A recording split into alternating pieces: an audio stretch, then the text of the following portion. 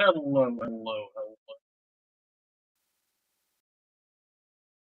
In Howdy, everyone. our team of Nero. For those of you wondering where Tim is, we murdered him and hostily took over his business. Like, I know what to do. It's fine. Yeah. Taking over the stream today. Tim's out mowing his lawn. Seeing as he is not going to be getting his SV08 soon. Hey, Jonathan. I'm going to be unboxing mine early because I'm not going to have it sitting here waiting for his to get through all the customs crap from using Morrison PSUs. That's actually really disappointing though, because it would be fun to do the dual unboxing stream, but we'll have to do that with another product here soon.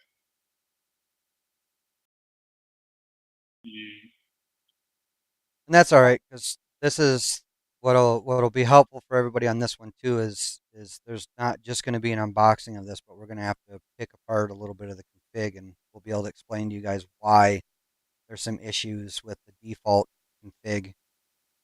There was a few issues that Emerson and I spotted when we were playing around with their GitHub. Hey, Pup. Come to hang out today. Hey, Steve. Yeah, this is not a normal time for us. Generally, we're doing it Friday afternoon later. But I just wanted to get this unboxed because I didn't want it sitting here. Give me a mustache cap? I didn't want it just sitting here in a box waiting for Tim. That is actually really disappointing. I did actually open this up already, and we opened it up just to confirm what power supply it had, just to see if Tim was getting his, and he's not. They haven't sent anything to him yet, but based on all the other companies starting to pipe up saying, hey, we're pulling stock, we're going to be delayed a bit while we replace it with Meanwells, we're not expecting him to get his anytime soon. Even though I ordered his within 3 minutes of ordering mine, because Tim was on the road to Rocky Mountain when these were released. Hi, Cat. Let's get started. What'd you say it was? It was only a couple minutes, but there was 400 orders. Yeah, I think mine was just under 300, and his is like almost 600.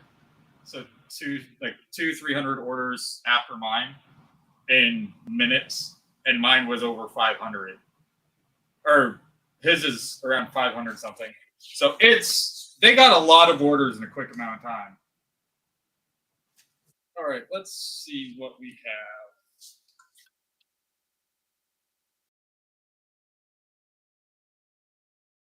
Oh yeah, that Emerson and I were talking about the LED. Holy cow, that is kind of pathetic. Is it worse than?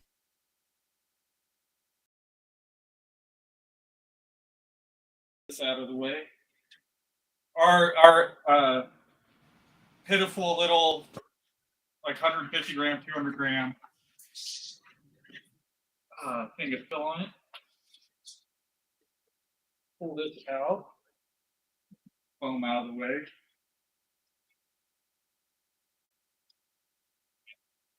Just this little thing right here. Like, Oh yeah, so that's how, just like the KY. nothing at all. That's what I'm going to be replacing it with. Is one of like the Voron lights, the RGB lights. It has extra I/O that I've seen already, so I can just plug it in directly to one of the end stops and use that to control it.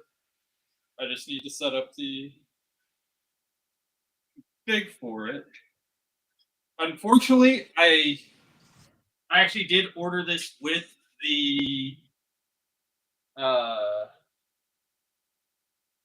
enclosure kit and the touchscreen, but that's not going to be here anytime soon. Not that they've notified me about that. On their website, under my order, it says all products have been shipped out. Well, no, they haven't. So it looks, from what I've seen in the Facebook group for this printer. Oh, come on.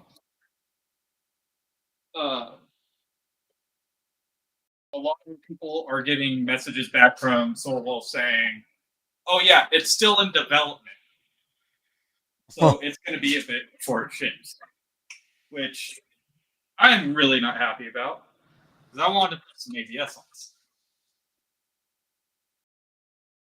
Yeah, then you should have made that clear on the website.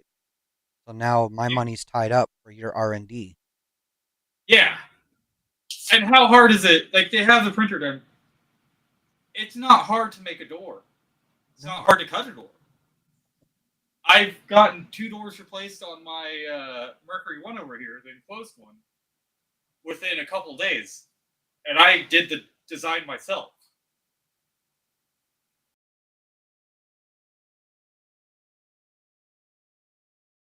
Yeah, it is a bit bright in here. I do need to get a better light. Right now, I have like an old, like a grow light kind of thing above me, so it is a little bit bright. Howdy, howdy, everyone. My box, yeah. It doesn't look like this is going to be a very hard build at all.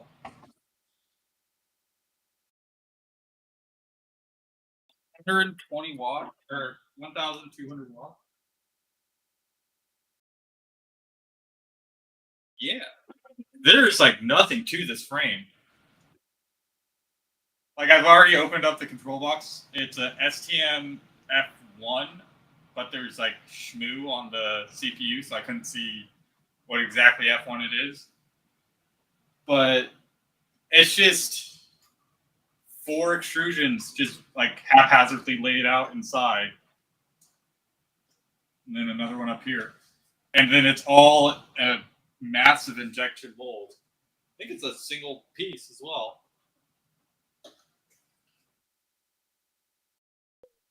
And I know the other thing we figured out while going through some of the specs was that essentially the host is this. It would be comparable to the Big Tree Tech CB1 as far as the processor, the amount of RAM it has.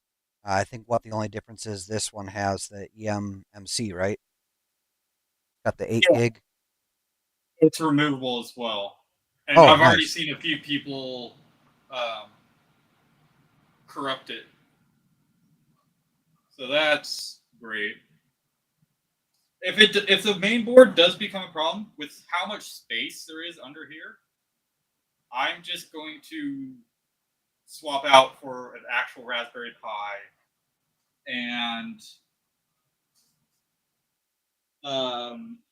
like a Octopus or an MKS Monster 8 or something bigger and better.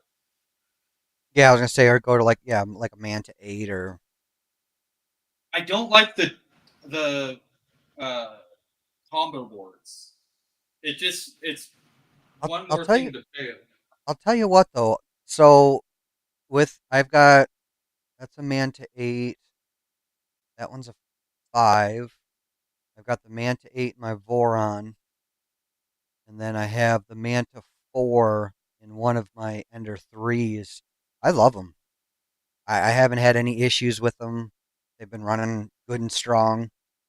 Um, and what's nice is that CB1 takes a crap. It's the same as a CM4, so it just it if the CB1 takes a crap, the whole board's not shot. You just pull that out and Yeah. replace it.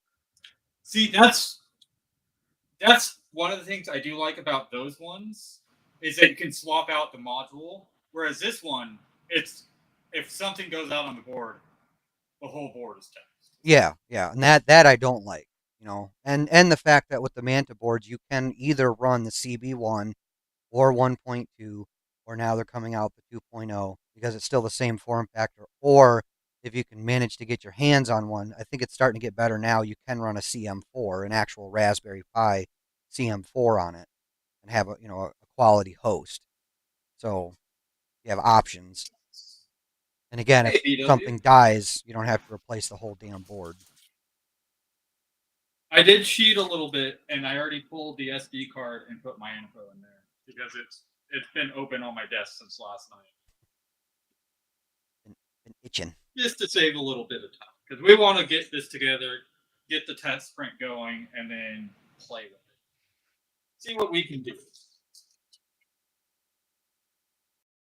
USB, we got a spare nozzle wiping pad, the twist ties for the tubing. That is some. I've noticed it's been great, but I haven't seen this kind of PTFE tubing before. What color is The it? best thing, it's like a smoked gray. Okay. Best thing of all in this whole thing, new snips. Are they the same ones as the old Creality ones, or are they the newer style? Oops. I had some snips around this time. They have like a different plastic, it feels like, but it looks like this. Oh, it's a different mold, but the same metal, like the same spring mechanism and all that. Mm-hmm. There's like no difference besides the grips on them. Add those to the collection. Got a bunch of just zip ties just thrown in the bag.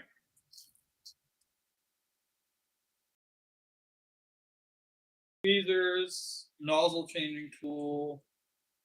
Oh, a bunch of different. So we got the nice handle. Wow, really? Yeah, they actually have like grips on them and everything. 3 mil and a 2. But then they have the like T style, just the basic cheapo ball end. I mean, that's still more than like my LDO kit for my 2.4. It just came with your basic L-shaped Allen Yeah, the wrenches. generic. It also has a A nozzle nozzle? cleaner. Okay.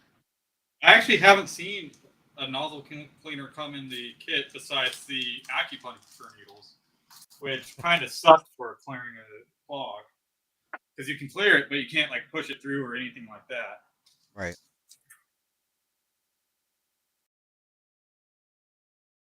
One thing I did want to check out is the spare nozzle it comes with. Yes, I know it's a zip bag, but I just destroyed it.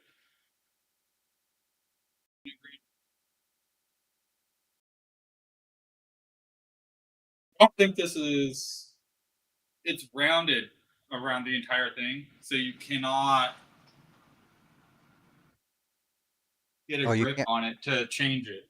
So when they say change the nozzle, they mean change the nozzle, the heat break, the heat block.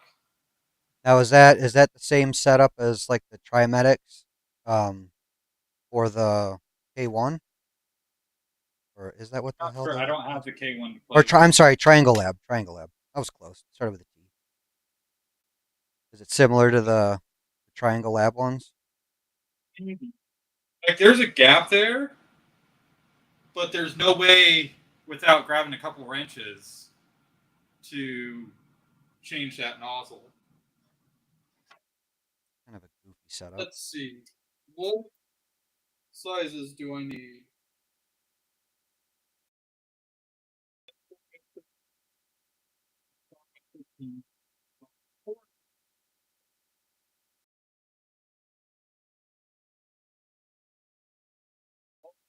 Different screen sizes just for each side of the assembly.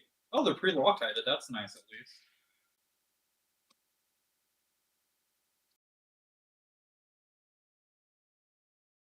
Get the pocket crack going. Opposite side here.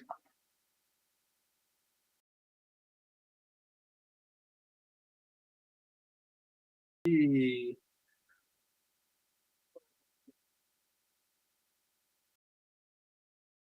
oh, what you doing, bud?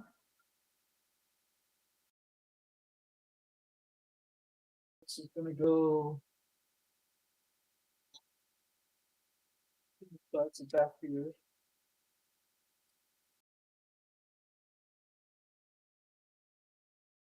Is I don't expect this to take too long at all to get together.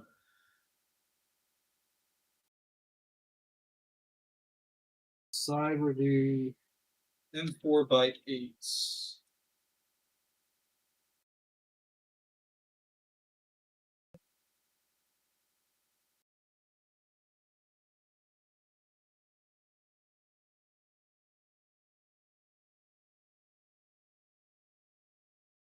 They're doing Kind of going through the config and the Christmas macros with again, this.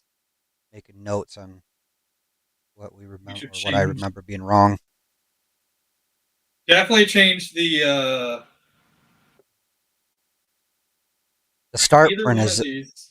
start print's an absolute mess. That's the biggest issue. Is there's a lot of stuff Yeah, missing. I definitely want it to do the auto Z offset every start print because and the white Right. because it's It's there. missing Why the not? Yeah, it's missing that. And then if I'm reading this right, it looks like it does the bed mesh before the quad gantry level, which makes absolutely no sense. You want it the other way around. But Wait, I might be reading the way this is laid out wrong. okay, so they give you two nice tools, but for the most part, you're going back to the other cheaper tools to get stuff plugged in. I was like, wait, neither one of these fit. Why? You make silly joke.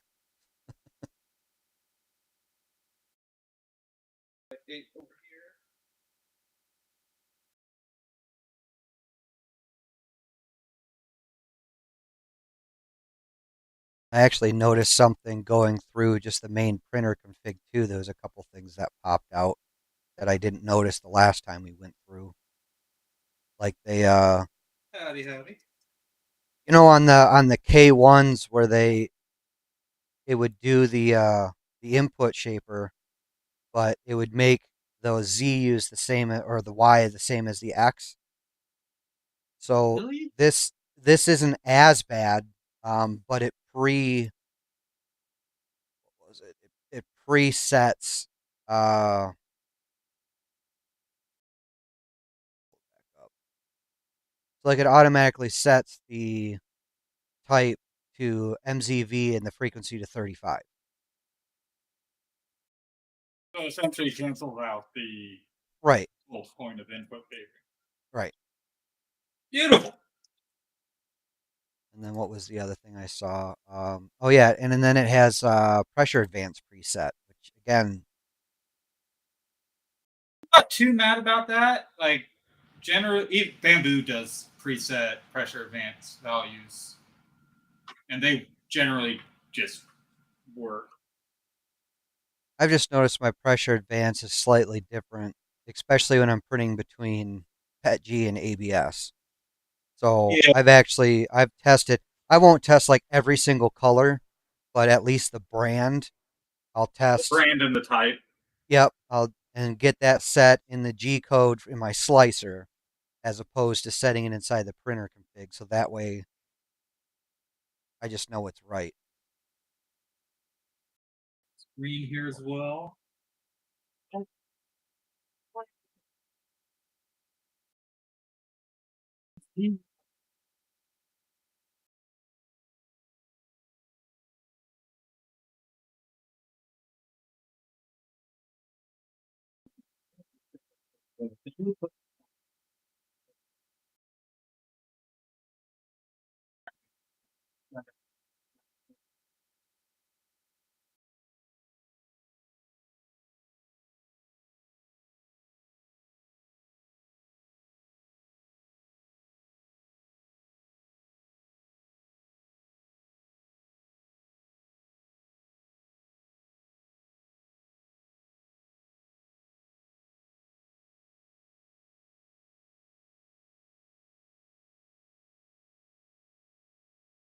Like 30s in first.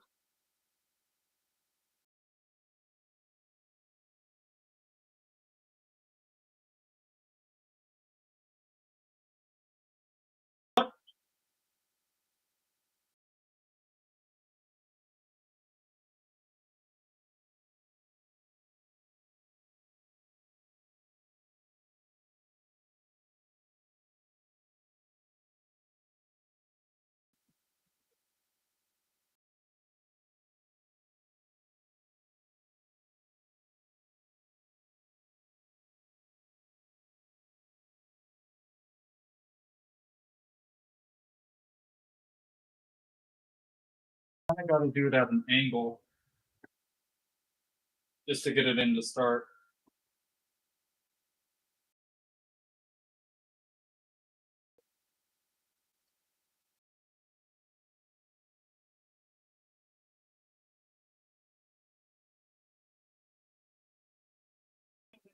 Now, are the linear rails and everything already attached to that? Yep. Oh, nice.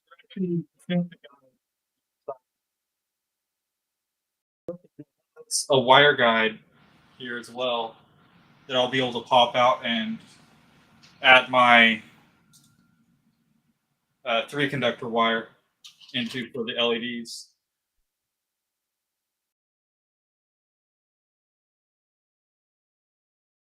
Well, they've thought a few things over on that. I do like that they have like the motherboard pin definition on the GitHub. Yeah. So I can just go in. It's like I know where I'm plugging in. Here's the pin I need to use. There's not much guesswork or anything. Oh, and they put out the source code pretty quick for this printer, which is refreshing. It's not like Creality or I mean, even Big Tree has gotten better, but you'd basically have to have half the community screaming at them to release the information before they would. Yeah, I remember that. It took us forever for them to get some of the code out there, like to the point where people were boycotting certain printers because they're like not without the code. Yeah. Well, and I know I've mentioned this quite a few times, but when the CB1 came out, they had a rough OS that didn't really work right. Um, the GitHub had very little information. I mean, it was a disaster. And the thing was that there was nothing. Well, they figured out there was kind of a weird voltage thing with some of the GPIO pins, but What? Gantry Tech with voltage issues? No way! I know. Well, it was something funky too, because it was something like they weren't. What's the normal output voltage on a GPIO? Like 5 volts or It's either 3.3 or 5 volt. Yeah. yeah. So some of them were just something funky that you is not standard. I don't. It's been a couple of years now, so maybe someone else will remember exactly what it was, but it was something goofy. So that's why it was like the CB 1.1, and they were actually kind of cool about it. They did replace my CB 1.0 with I want to say it was a 1.1 because of that issue. Um, but even that aside, the CB 1.0 it was a great device, and especially at the time when it came out, when you couldn't get any CM4s, Raspberry Pis were impossible to get a hold of. The only thing that made that launch a disaster for them was the fact that the software wasn't ready, and then they weren't willing, without the community blowing them up, with releasing the source. It's like, well, we already know you guys kind of rely on the community to fix your shit anyway. Just release it so we can fix it and Yeah, use the it's like stuff we we want to bought. start working on this. Let us work on it now. Yeah. And so, we eventually, and now they've, they don't even, it's mainstream enough now where they don't even maintain an image for it. There's some other group that does. I haven't bothered updating mine because they run just fine, but I'm running on like the third release that they came out with, and Yeah, whatever. if it There's no ain't point broke. in updating. Yeah.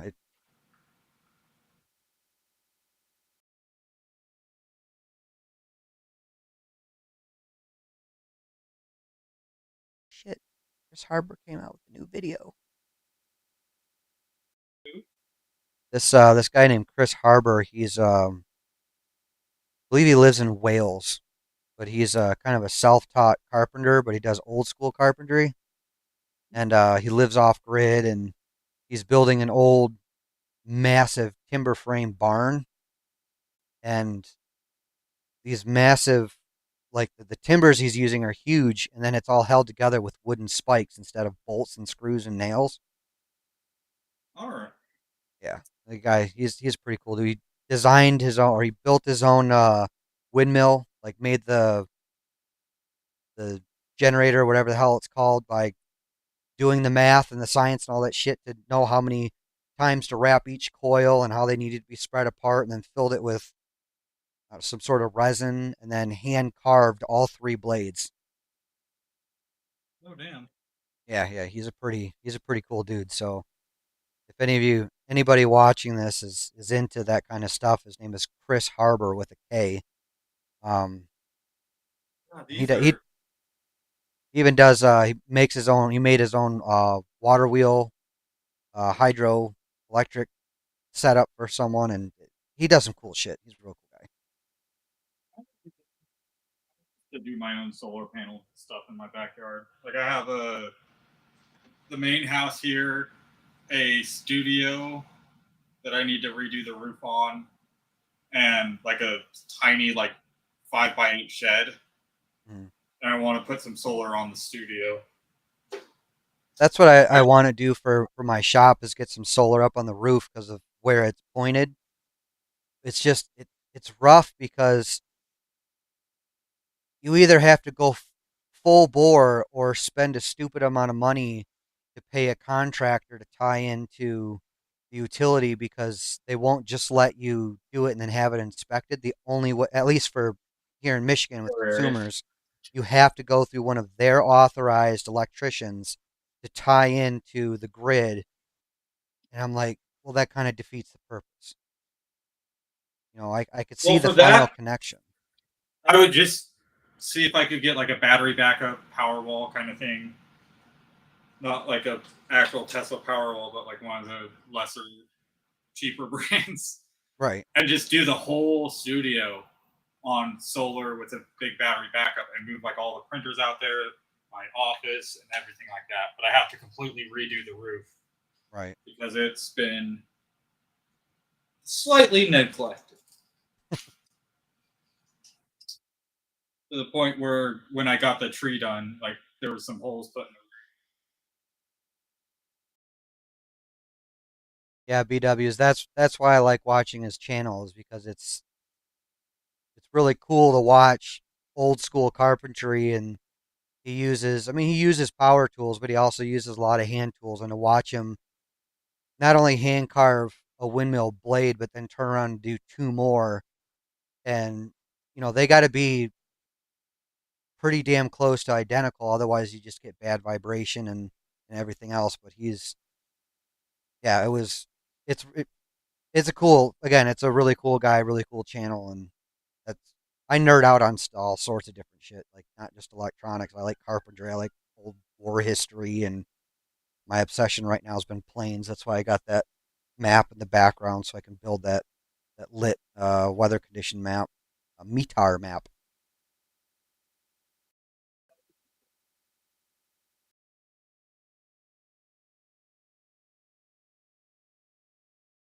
One side. This thing's going together quick. All Now, four if that was gantries that on was a one side. Voron that'd be like hour 15. Yeah. Like very soon I'll be building a trident, and then we'll be at that point Yeah. where it's like, okay, well, we got one thing done in this stream. I built a few Vorons. Like I have two V0s. I have the two Mercury ones.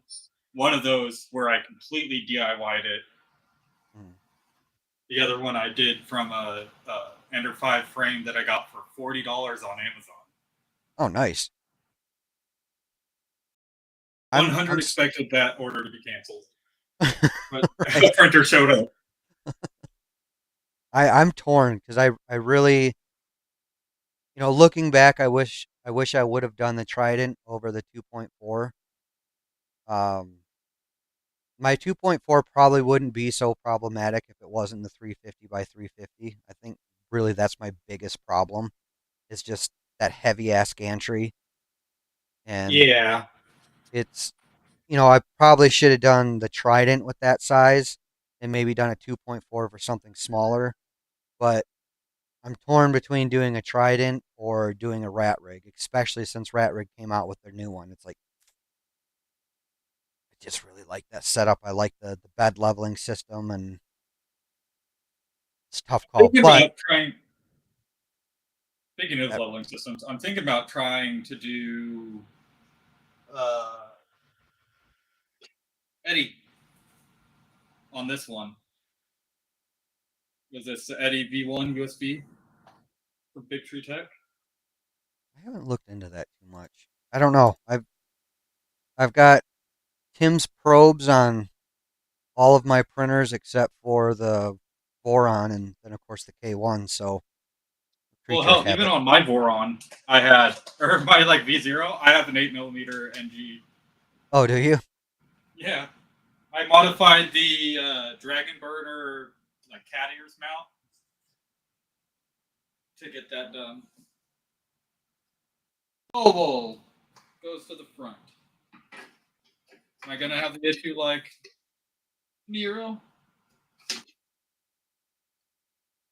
Nope, it's perfect. God, this LED is so small. Where's the one I did? So their LED goes from here to here. So it's Just enough half the light to length. just enough light to Right? see nothing. Yeah, it's half the length. And it's just light. It's not RGB. I gotta have my RGBs. Gotta have the colors.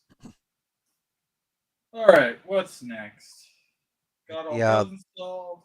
the rainbow puke that I have on my stealth burner.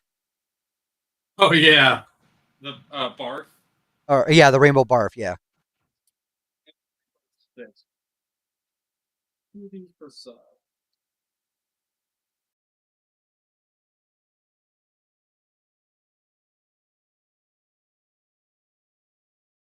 Get all these set in the holes so I can go around with the driver once. you got another person giving you shit over your lighting. No, I have. It's a grow light. So it's supposed to be a lot of light there. Here, let me try. He's a growing young boy. He needs his vitamin D. This is the only outdoor light I get, so it's got to be a lot. Yeah, after the pictures we've seen for the 2 block walk, what was it, the gas station? I wouldn't leave the house either. Jesus. Yeah, there were some homeless people who made a tent. Let's try this. Wasn't there a bum passed out on the sidewalk next to a car? With his guitar, yeah. See, now the front light is fine, but gotta be very careful. This camera right here is blown out. Yeah. So it's like you got to pick and choose. How's that? Is that a little bit better, chat?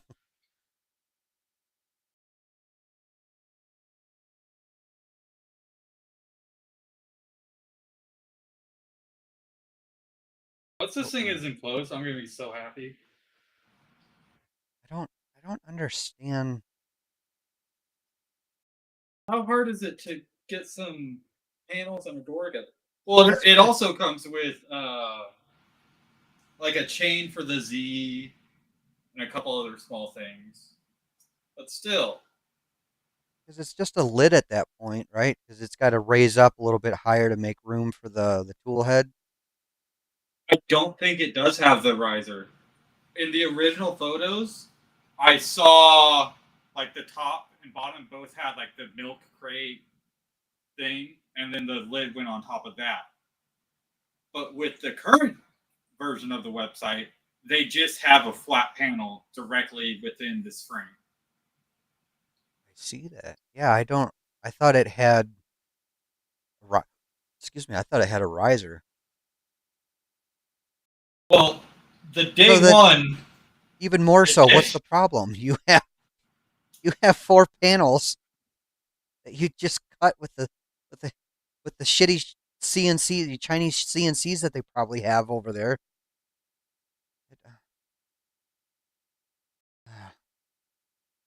Go into a Tim The rant. screen is one thing. If they have problems like getting the screen set up and sourced and everything, that's one thing. Acrylic panels should not be an issue.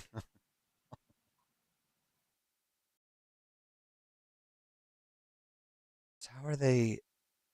I mean, how are they attaching on the sides of the rails? Are there spaces? Like, are there already pre-tapped holes for where the panels would go on the sides in the back, or Yeah, is there there's like all pre-tapped holes on the sides and on the top. Like all along here, there's like 2 or 3 pre-tapped holes. So you just screw in the panels. I don't know why there's such a lag on it. I figured the screen would have just been like a big tree tech screen. Yeah. I'll probably zip tie that. Zip tie mount there. I think it looked like a big tree tech screen. Yeah, that's what I thought it was originally. It was just Yeah, already moving on to the gantry.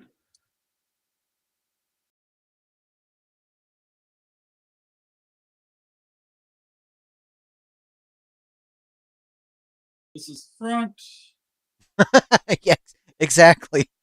Just reach your hand out the factory window next to the one next to you, and just grab a touch screen or a critical panel set. They probably all live in or made in the same factory, so Yeah, it's all Shenzhen.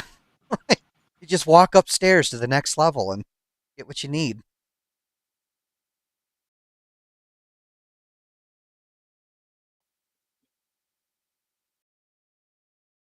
Walk past the suicide net level, and you're good to go.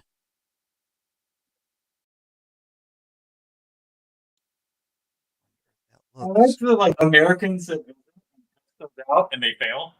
It's like, shouldn't be testing those. Those are there not for you.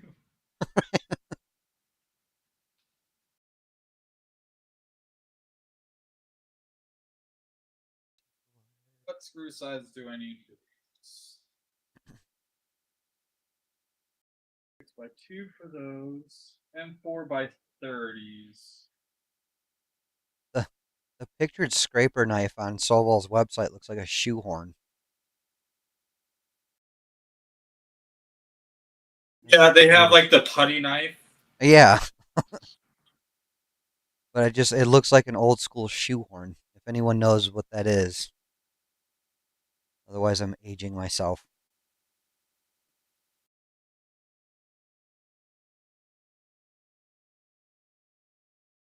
So yeah, the spare. So yeah, it's not just a spare nozzle; it's the whole damn heat break and all. It's That's like an wild. aftermarket to do like V6 or something. I already know Well, Jonathan no. Levi is already made a Revo mount for it, like a Revo heat break. It's Okay. like massive. In the picture, they show the spare nozzle, but it's like the whole. It almost looks like the whole hot end, where it's the nozzle. Yeah, it's the entire assembly. Yeah. Everything but the heat break itself. Where did I put that last Pain in the bit? ass.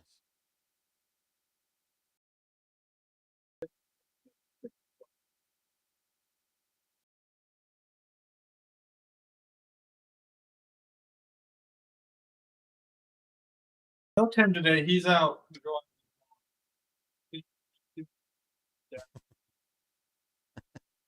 I know, but I'm 62. Fair enough.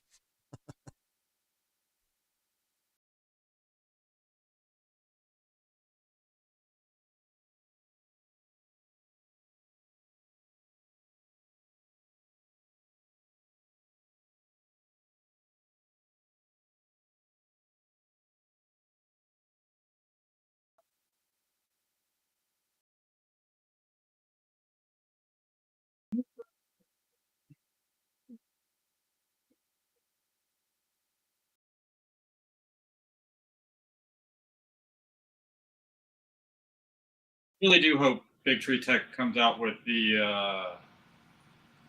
Klipper Touch firmware soon, so I can flash one of them over to it.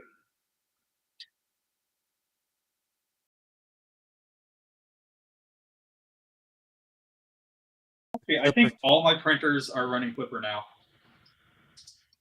You hope that they do what now? They come out with the Klipper Touch firmware. Because the Panda Touch for the bamboo printers is supposed to be able to just flash over to a Klipper Touch screen. So it will be able to do the same thing for the bamboo printers, but for Klipper machines. So you can add like multiple Klipper machines onto it, control them all from there.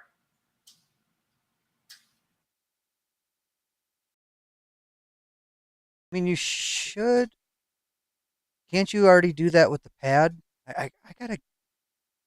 I just don't have a need for a pad, but I want to play with their pad 7 because you should be able to do that because that runs Klipper screen, and you should be able to go in the config of Klipper screen and put the IP addresses in for all your printers.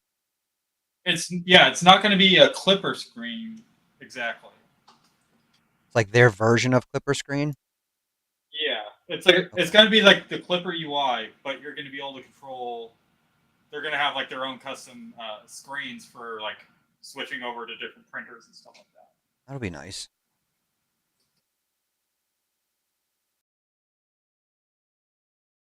Why is this not lined up?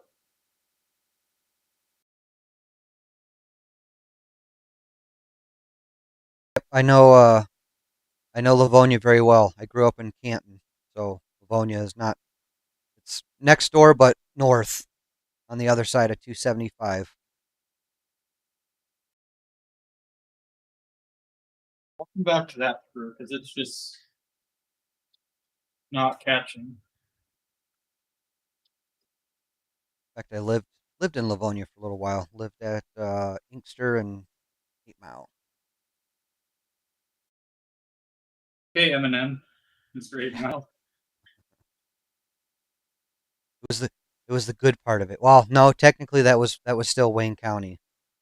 It- the Great 8 Mile Divide. North side you have Oakland County, and the south side you have Wayne County. And you could definitely, it was, it's a boulevard, and anybody who's aware of Michigan, we love our Michigan left turns. Uh, but the power lines ran along the boulevard, and not so much now. They kind of both sides look the same, but growing up, there it literally was a divide. On the south side of 8 Mile looked like a third world country, and the north side looked like the U.S. It looked nice. I mean, there is quite a bit of the U.S. that looks like a third world country. It's not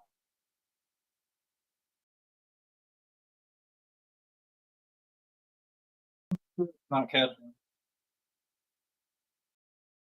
It's actually kind of funny too, because where I grew up, because I grew up on the west side of 275, and you typically stayed on that side of 275. Even like the movie theater that everyone from my high school and stuff, we went to the what the hell one, the AMC 20 up in I think that was still considered Northville, but it was on the west side of 275. You very rarely had any reason to go to the east side of 275.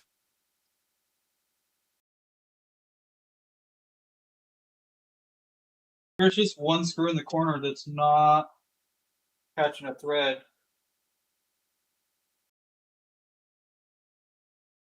Now, what's is that attaching the gantry to the? The Z rails. Okay,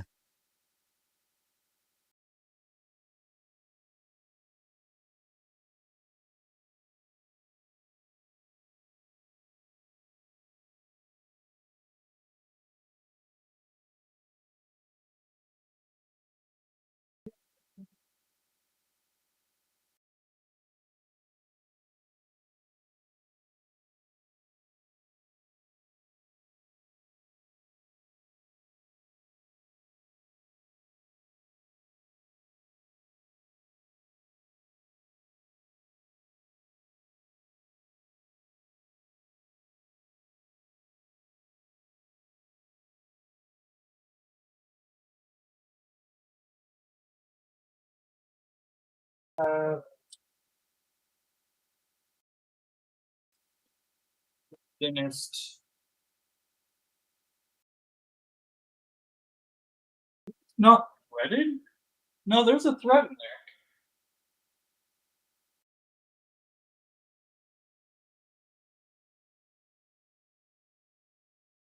It's refusing to catch.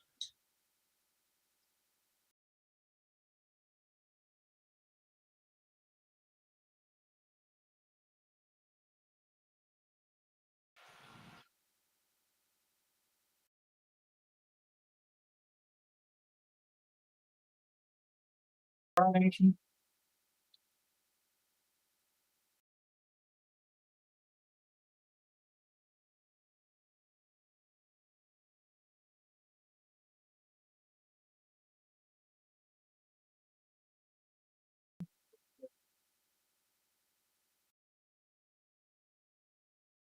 One side, it threads in perfectly fine.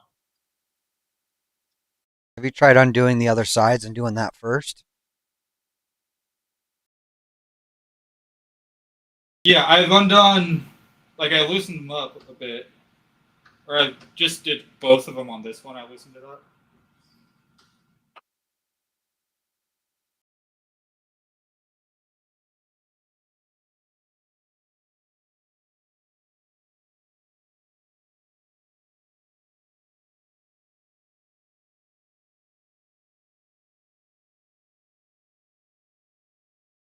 Oh, big tree peck, that's cute. Buy one of their fans for $5.83.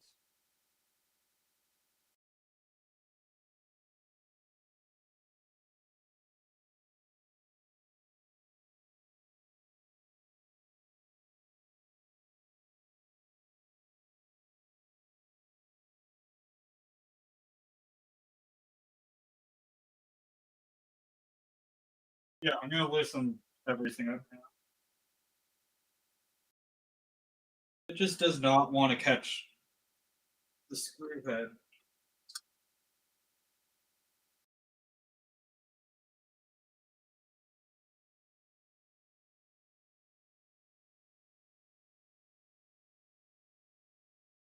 Should have set up some music.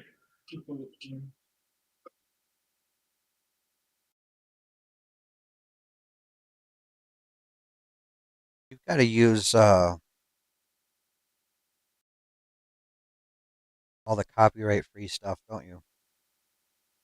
I'll have to talk to Tim, but I know because I want to do another stream building the deposition sound 3D printed speakers. That sounds cool.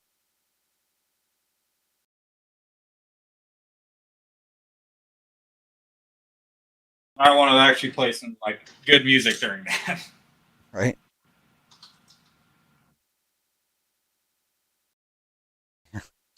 Tim comes back from mowing the lawn. He's got like 16 strikes against the channel for copyright infringement. Yeah, like they start with just the one that was actually strikeable, and they're like, "Oh, let's just keep going and see what we can get away with." Whoops. There we go. Listening everything did it.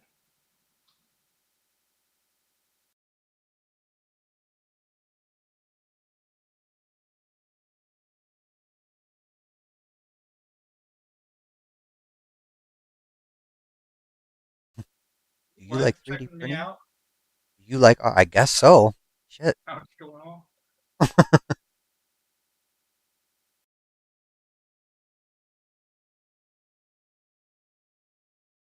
So these deposition sound speaker, you're 3D printing the structure, right? Not the actual speaker. Yeah. Okay. Like you buy a kit from them that has everything, and you just print the main body.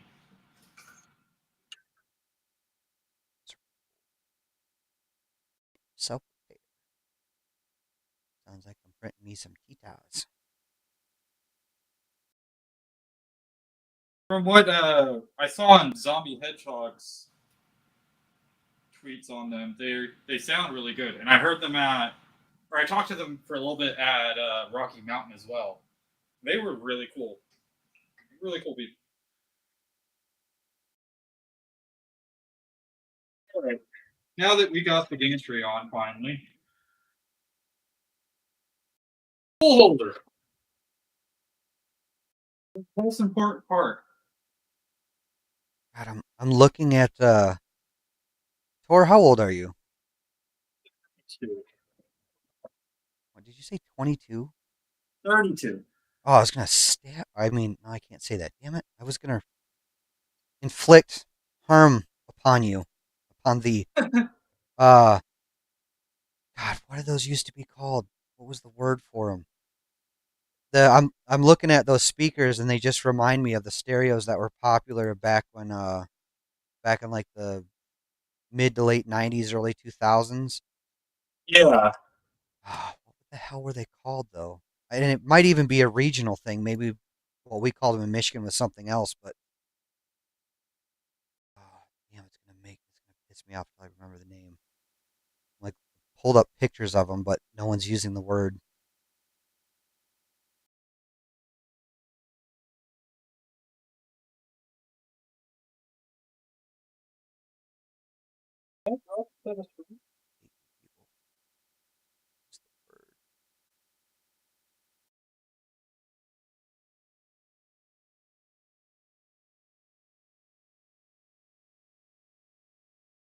Eventually, but those are pretty cool speakers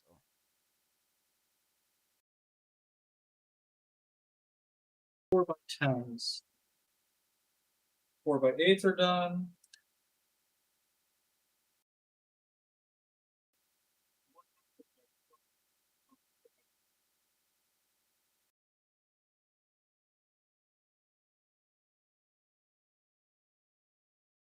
Everyone get out your firearms.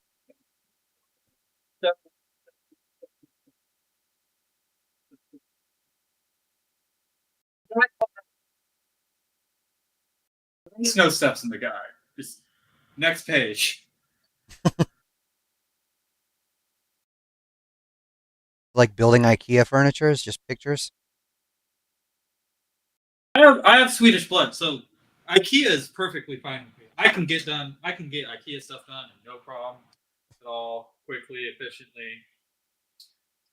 Like building You can translate the Swedish pictures into English very well. Yeah, exactly.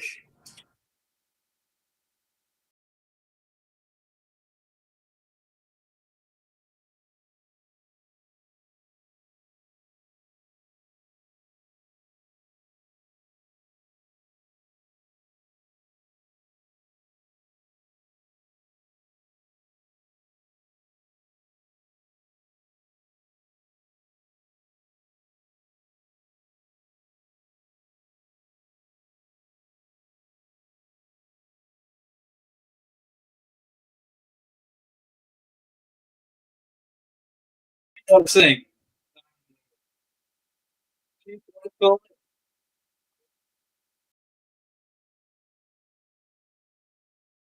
something like some cookie cat or something like that.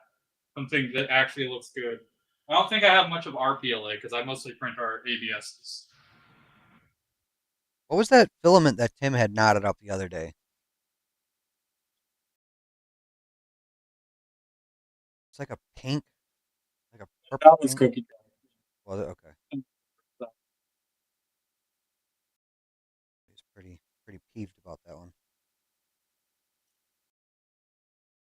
Should take my medicines.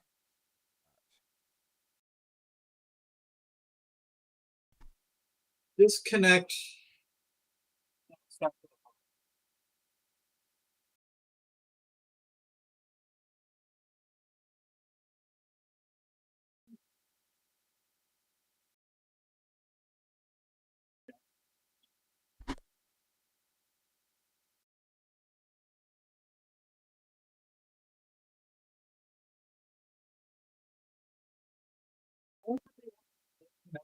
But they still put glue on it.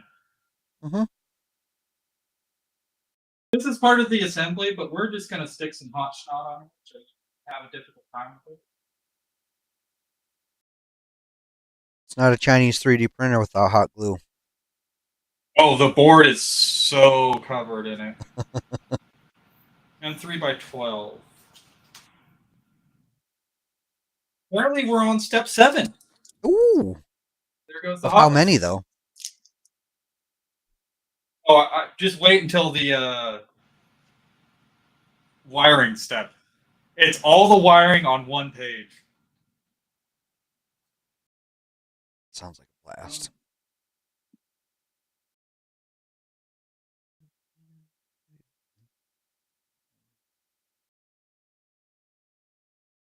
They have a potentiometer for the. This driver isn't in UART, it's in standalone. The extruder? Yeah.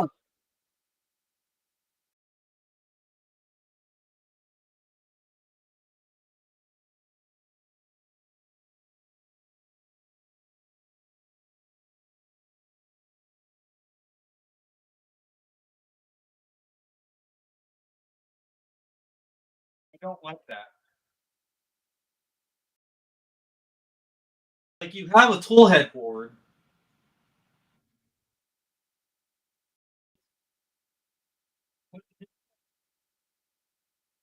Does your board really not?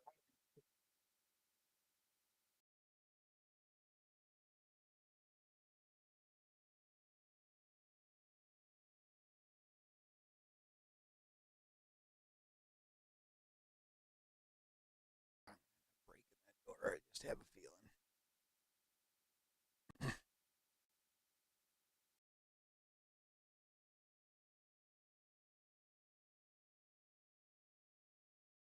Pretty solid. Love the fan back in.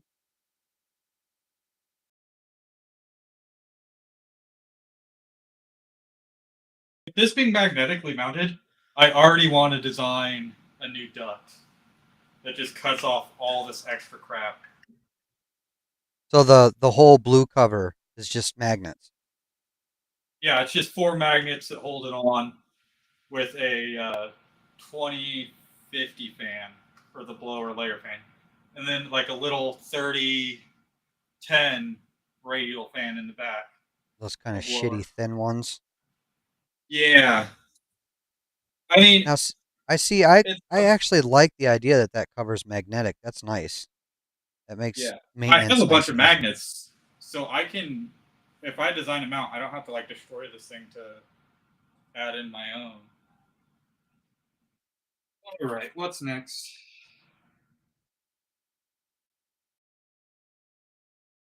Well, step 8. We're on step 8. Woo! I'm gonna be careful because Nero stripped his so quickly doing his. Uh,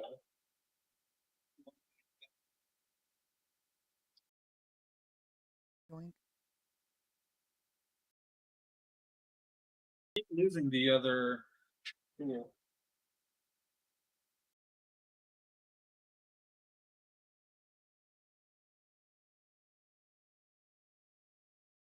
Yeah, Jay, I'm looking. I'm already planning on doing a bunch of stuff. Like I have, if you're here for the start of the stream, I have a like a Voron LED strip to replace the little anemic one that they have here. I do. Yes, I put the I put the board on backwards, but that's just going to go in the center right behind here and match give my some personality. actual light. Dysfunctional. I get that. That's why my 5 is still in pieces. The Exo Cube is still in pieces.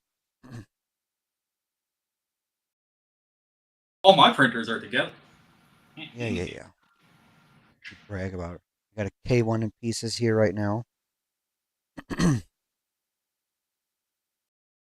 That one, the tool or the hot end finally took a poop. The thermistor is going out, so it heats up and then shuts down. On the website, they show the touchscreen like off to the side on over here. It's But just if you, tossed off to the side.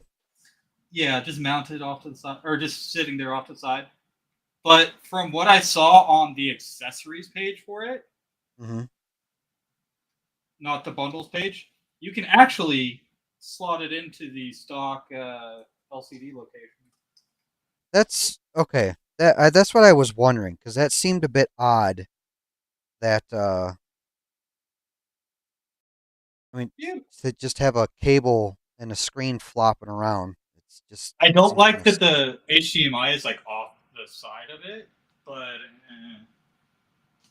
it's like it's at a price point. You're not paying for luxury here. $500 printer. Listen, It's 700 for the CR10S4. So, and that didn't come with as many motors or features.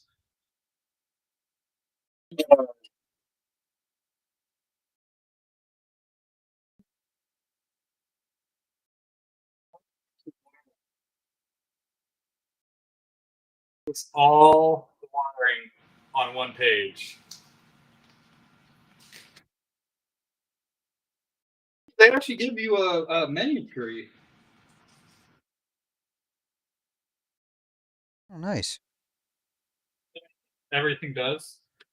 I need to actually do that for our firmware.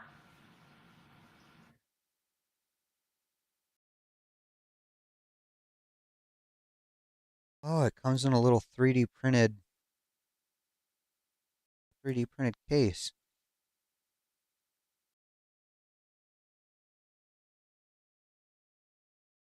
Cool if they showed it actually attached to the printer though. Like they show you that it actually can with the mounting that they Yeah, have, but they don't show it actually attached. right. That's what I'm saying. And I mean, it's clearly it's 3D printed, unless that's just the like the prototype, and they're going to have it injection molded, which to me wouldn't make any sense. You're a 3D printing company. Why would you not 3D print your own parts? I mean, everything else on this is injection molded, so I kind Right. of would like it injection molded just to match.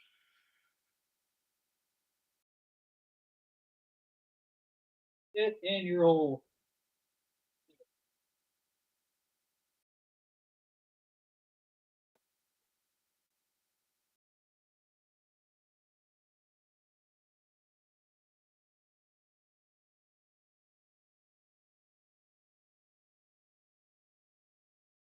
Spoiler in the back. I do like the.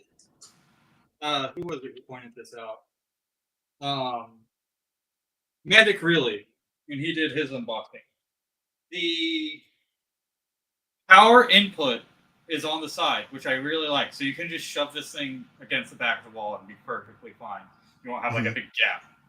Right. But it is at the front. Oh. Well, listen, Tort, you can't win them all.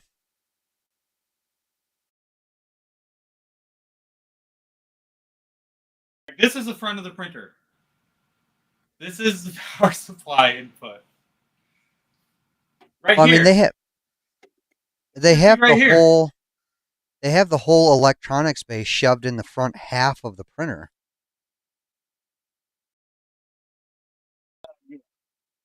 But like, it's not that much extra wire to put it in the back. But Tort, they save 3 cents. Do you not understand this? They save 3 cents by doing it that way.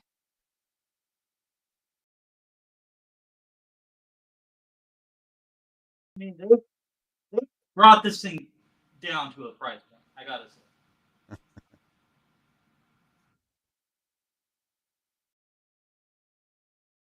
All right, wire up X and Y.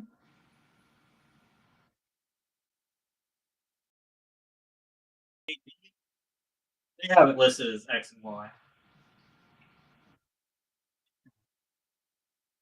It's the things we come to expect. Now, do they have the wiring nice and labeled for you? Like, not just in the manual, but on the actual harness itself? Yeah, as X and Y. But it's pretty obvious which one goes to which, just because the Y is longer over here on the side, and the X is right next to this. Oh, they even tell you to route it underneath like I did. This one here. Oh, jam it up next to the motor. Okay. Is that the literal terminology? Yep, jam it up in there. Per the Chinese instructions. Ooh, I don't like that though. It looks like the camera wire is going to rub on the enclosure when I get it. I'll have to see once it's installed. I'll hold off on putting the enclosure on. I won't need it because it's going to be summer here and it's going to be 100 whatever degrees. So I'll be able to print without the enclosure here soon. Sucks. Yeah. I don't do heat very well. I turn into a little bitch. Yeah, they have it on the side, Joe. They do have it on the side, which I do like, so you can shove the printer against the wall. But they have it in the front. So if you're running a wire, it's going to take an extra foot of wiring for your power to get it connected. I'll probably get like an L connection bracket for mine, so it's not poking out, but still. So did we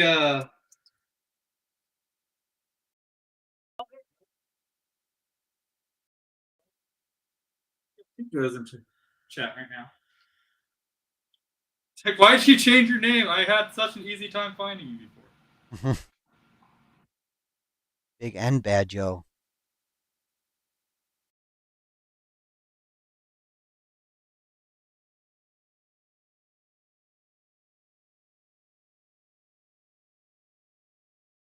Is there an easy ABL mount for the EVA 2.4? 4. I would think so. Yeah, they have 12, 8, and 18 millimeters for the EVA. For my Mercury 1, I originally had the 2.4 EVA, like the one that they do stock. Yeah. And in their configurator, just select the inductive mounts for when you're downloading stuff, and that will give you all three. Right now, I have the modified EVA 3 that has the Easy ABL mount set up for it, as well as a 0G stealth burner, which is just a stealth burner with the 0G logo on there. And with that one, I have the Big Tree Tech eddy current sensor, which has been pretty good so far. The temperature compensation setup is kind of a pain, but it acts as the ZN stop and the probe, which the other version that they're still coming out with does not act as a ZN stop. You need a physical ZN stop to get it set up, which is weird. Do they have any official files for the EVA 3.0 for the Mercury or no? Not official. It's No. somebody's conversion. Somebody did some modification to it to get it to work, and it works great. Like I have the big chunky tank mount, I think it's called the tank Okay. fan shroud, and that has the Nomi screen on it.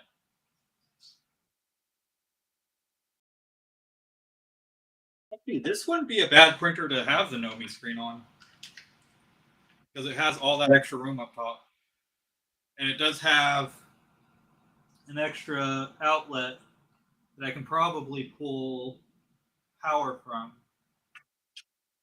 Yeah, it's a 3-pin, so probably has 5 volt there. Where are we? See if there's a way I can get. Someone was asking about. Show them mine if I can figure this mess out.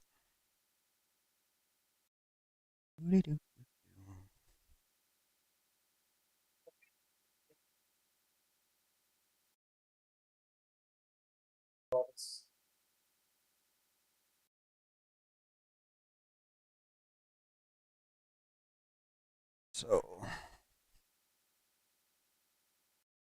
I don't know how well you can see it, but you can see I've got an easy ABL on my 2.4.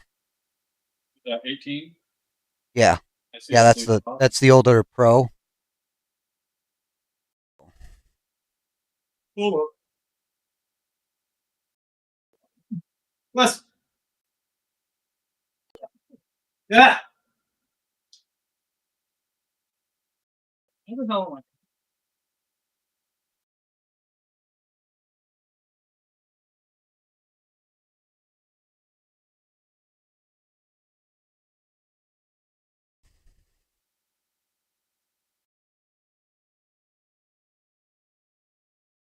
Yeah.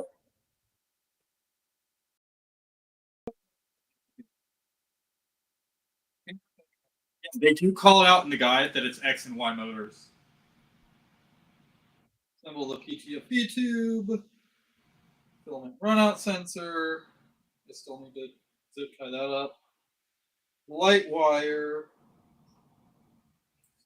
Then all of the motors.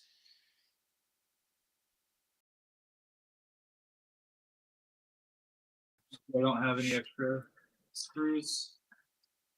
Bolt. Oh, I actually do have.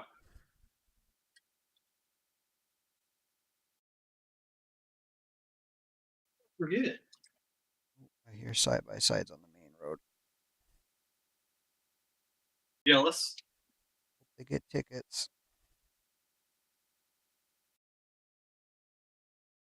Yeah, let's put it out as gel.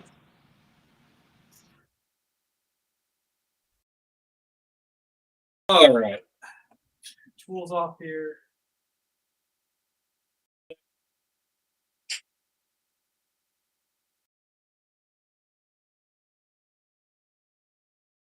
It's so odd. Why would they have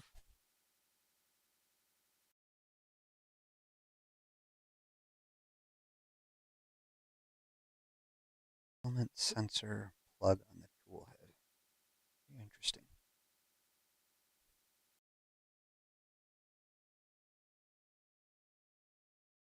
People are already wanting like the big TreeTech smart filament sensor on this. Let's see. I don't think it would be too hard to get set up. Have you played around with yours enough? I turned it off because the filament I was using in it was shiny. Okay. So it was triggering a lot. Oh, nice. Getting a little frustrated with that. I'm assuming it's got an optical sensor instead of a like a clicky What was sensor. going on with it? Yeah. Hey, Dean, how's it going? So I have M5x40s. I don't know where they are supposed to go.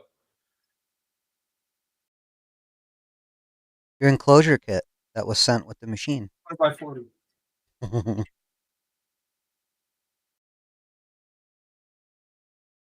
See, I just missed one screw on each of these.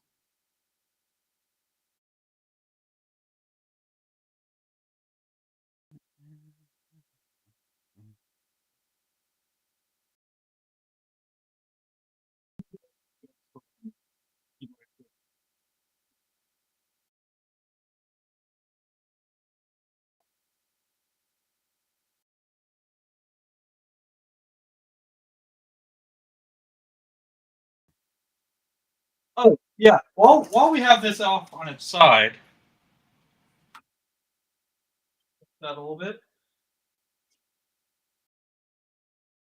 So every stream that I've seen with these has complained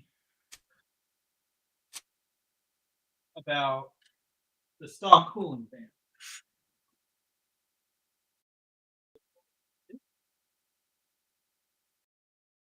Replace it with something better.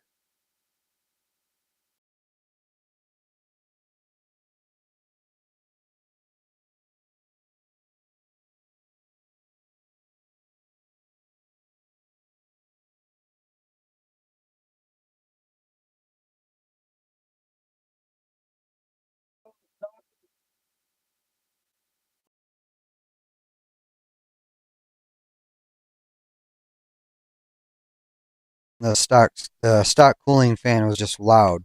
Is that what that was the issue? This is just brushless, no name, whatever fan. So what they have is like a stock little 4010. Okay. I'm replacing it with a nice chunky 2040 or 4010 or 4020. Natural cooling up. Oh, I checked out that nozzle that you had talked about the last screen. I honestly thought you kept calling it the chode. I think I was calling it the code.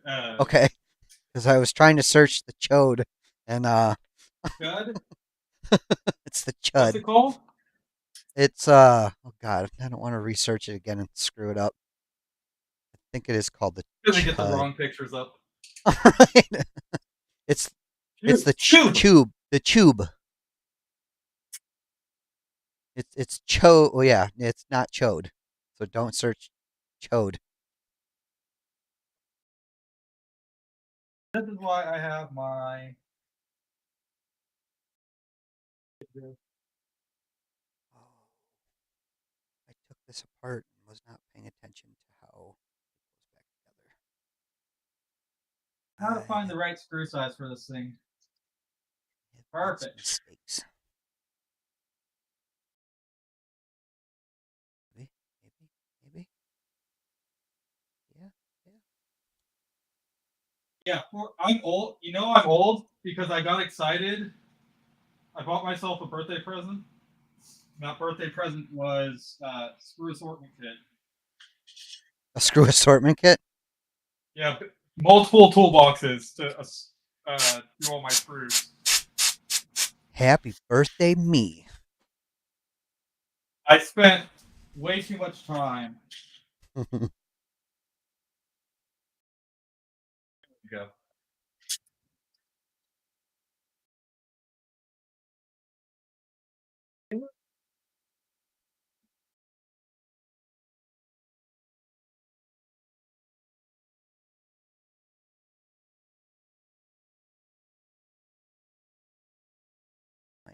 Might have a rooster going to freezer camp here soon. Will not shut the hell up.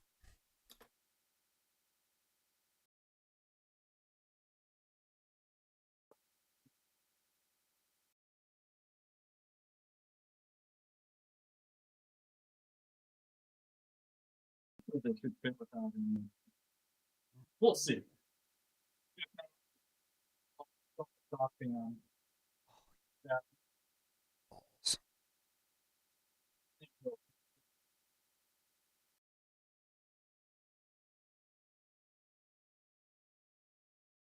I don't have to rewire that.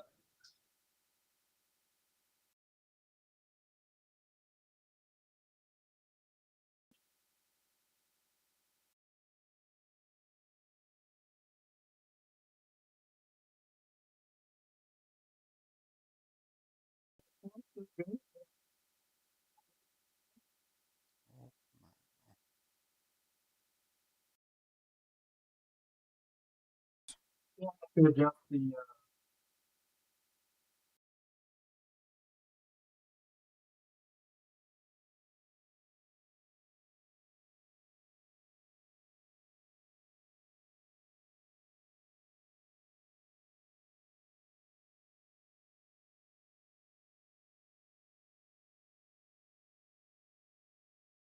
Picturing Tim right now in his white New Balances.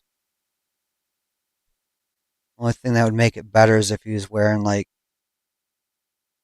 knee-high tube socks and short shorts. I'm pretty sure he does have like shorts, Jeez. the New Balances, the high socks, and a polo. My dad.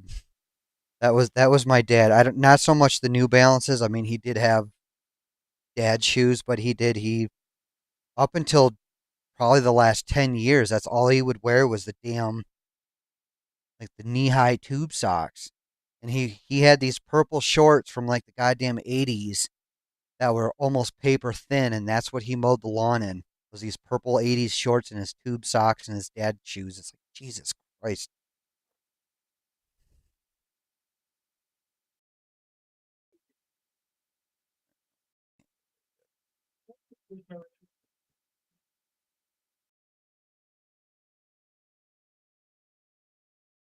Ring-a-ling-a-ding-a-dings. Design them out for the fan. Remove this whole housing. Be done with it. I'd rather have better cooling than a big bottom panel.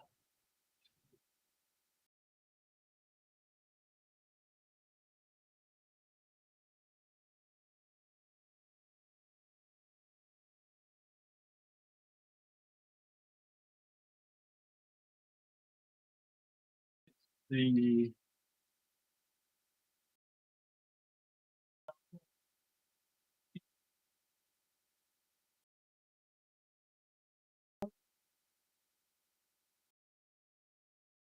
But style over function for. actually have measurements on how far they want you to put the cable ties. It's like 50 millimeters from the hot end, then 100 millimeter or 120 millimeters for that, and another 120 millimeters for the next one. Well, That looks good. They probably already in their minds know they might be dealing with some bamboo-esque folks. Yeah, the new printer folks that don't know what they're doing. Yeah. All right, so what are we doing? Are we doing fancy filament, or are we going to do the cheap white stuff? I would say first, because I'm assuming they provided a USB stick with test prints. Yeah. I would say do the cheap white crap with their test print first, and then All right. I still have the cheap white stuff from my Creality CR10S from 7 years ago. I think I have. oh, I'm sure that's nice and brittle. Yeah, I see it. It is the same tool. Fingers.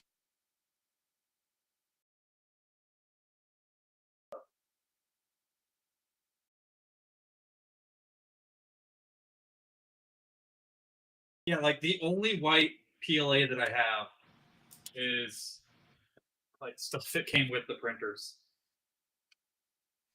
So cute. Oh, it's adorable. At least it's in a spool.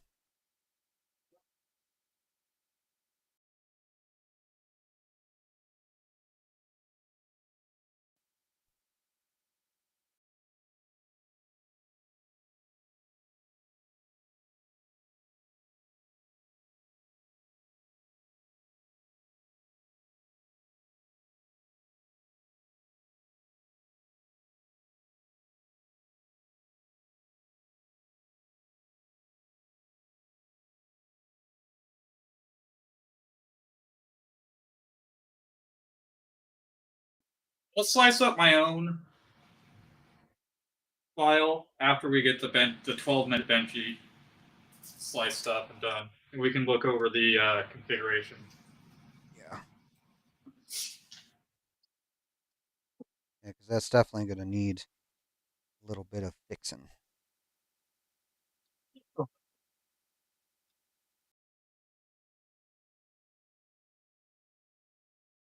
It's not bad. It's not like All right. it's not egregious. It's just a couple things Nitpicky miss. stuff. Yeah. Okay. Well, I actually the start is a bit egregious because you have these options.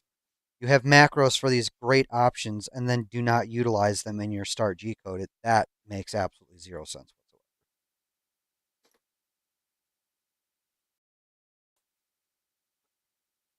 whatsoever. Getting my Oh, that's actually not. Easy Flex Pro. That lighting is not too terrible. Now, is that the stock, or is that the one you just Yeah, put in?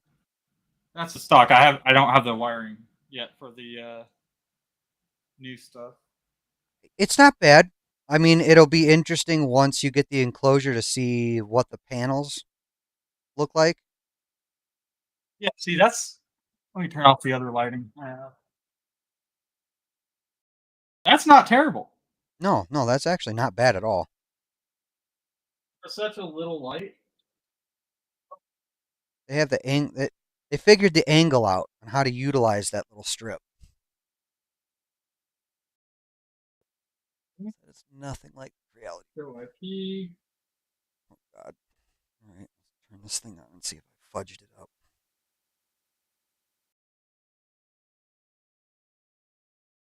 I didn't break my door, so I got that going for me. Don't worry, we'll send you out a new door once we get those in. But I did just notice that it's like it's warped. Interesting. 129.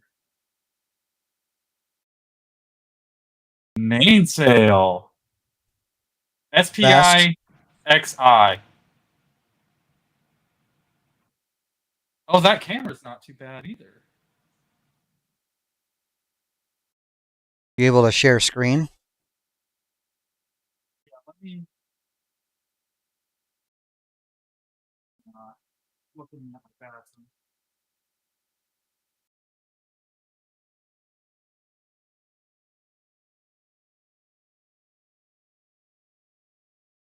There's one more screw I need to do.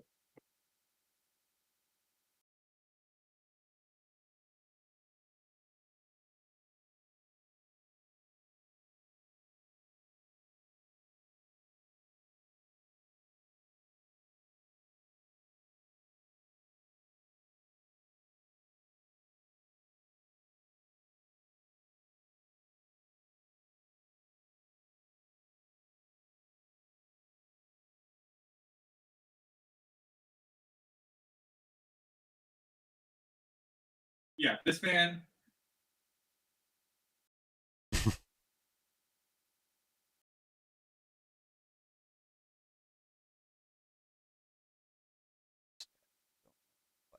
have grabbed the lazy Susan, but I think this would be just a little bit too big for it.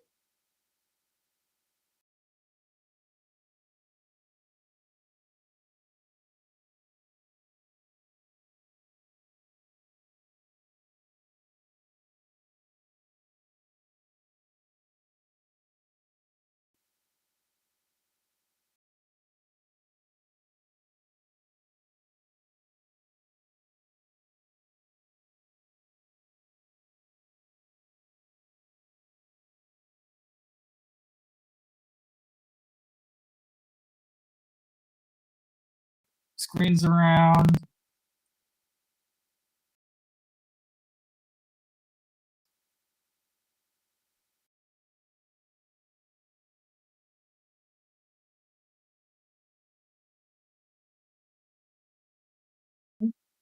Do its first home.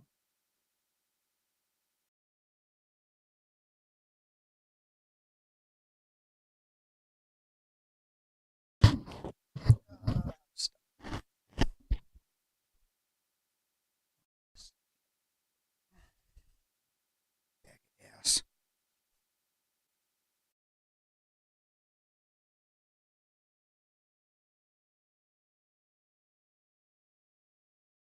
Did that actually hit the nozzle on the?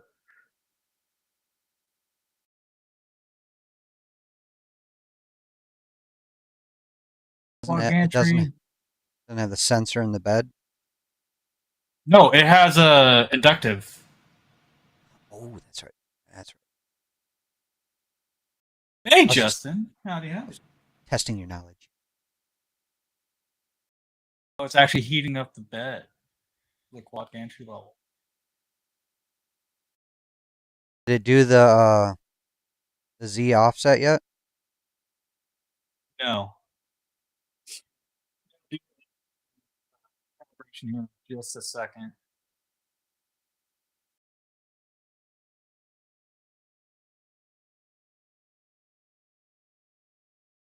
Let me do a new scene.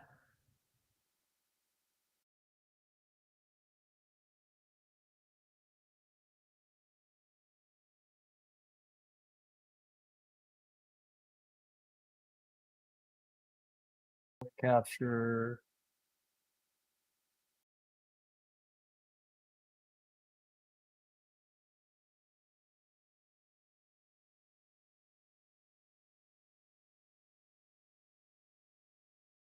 There you go.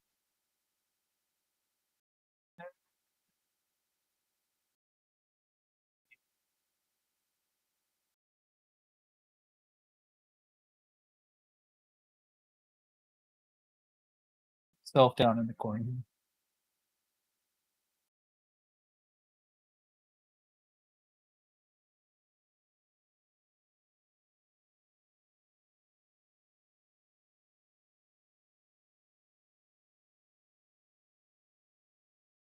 There we go. How's that?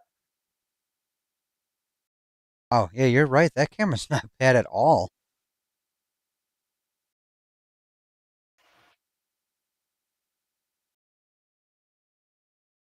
I'm not gonna.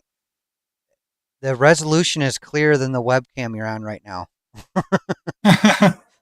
Well, yeah, Logitech just loves their auto focus stuff.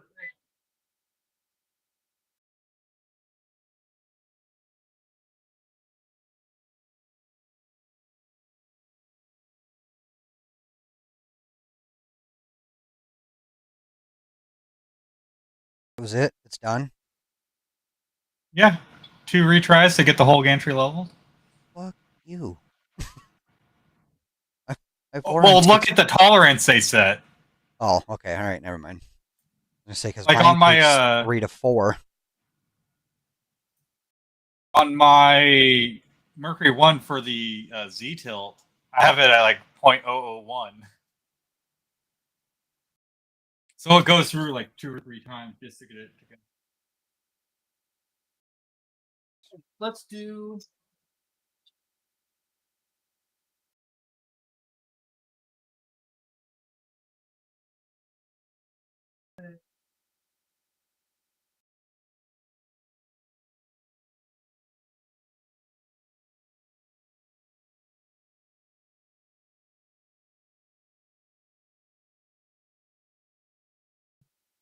Picking my V0.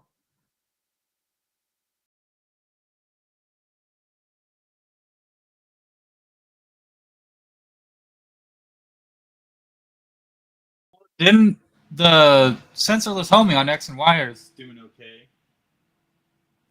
I've noticed a few people complain about it skipping teeth Like, when it did homes. it? Do you have a K1? I can't remember if you got one or not. I do not. Okay. Tim has the K1C coming as well. Okay. So he's going to have the K1 and the K1C. The one thing that that bugs me about, and the one doesn't do it as bad as the other, but they tend to like slam when they're doing the sensorless homing. It's a bit rough. I usually play around with my sensitivity quite a bit to get that to not crash as much. Oh shit! Is camp no longer needed for the K1?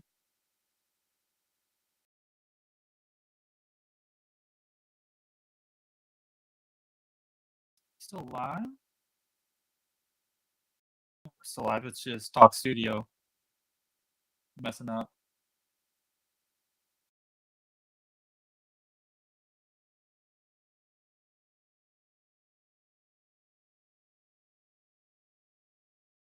How's everybody's Saturday going so far?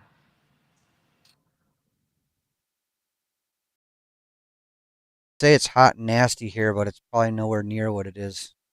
Oh, I don't know. Maybe not. It's 81 today, which is about 11 degrees too hot for me. It's 77 here, and you heard me when I turned on my AC. I set it to 69. Yeah. Oh, my office is currently 80 degrees. Oh yeah. See, no, that's miserable. But you do have 3D printers running in the background, don't you? Yeah. Well, how I have it, I have my like right here, I have my computer. It blows out its hot air past the monitors in the curve. So it pretty much just blows hot air over the sensor that's right there. Oh, gotcha.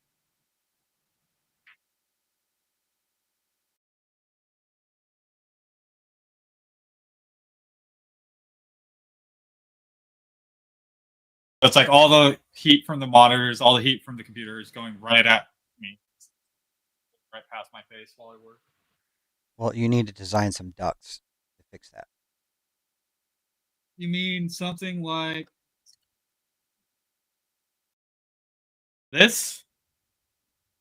Yes, Sit on the exactly. back of the printer or the PC just to blow it straight up? Yeah, I have them. I just need to install them. Oh, it's doing the wiggle wiggle. Oh, the same as the Creality? The It's doing the frequency test. okay. Barometer Input shaper. Got it. Now I'm interested to see what values what it picks changes out. in the config if it keeps the old values that are preset in there or if it actually changes them. And if it gives you the option to select.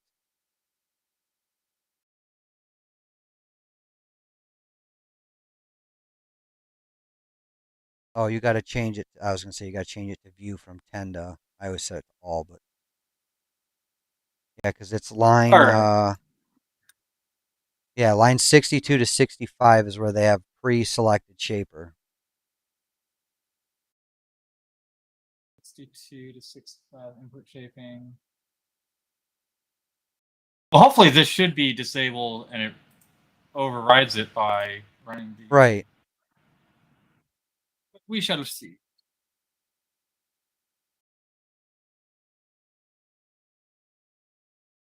Honestly, I like it so far. This printer is actually going to go right here next to the bamboo, and then bamboo's moving because I have a second one of these shelving units coming in.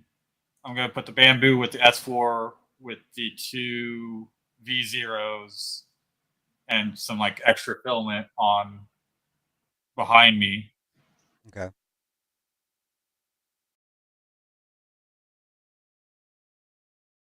Just get stuff moved and out of the way.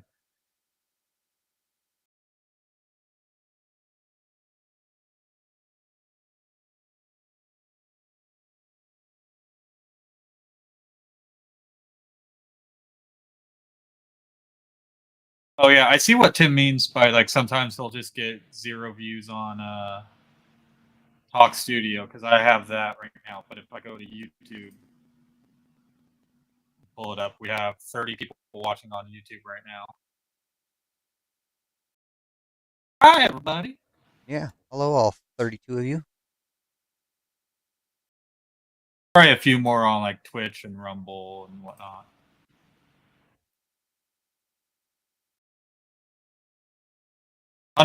Hundred minutes in. Hello, hello. Silent. Let's get this 12-minute Benchy going.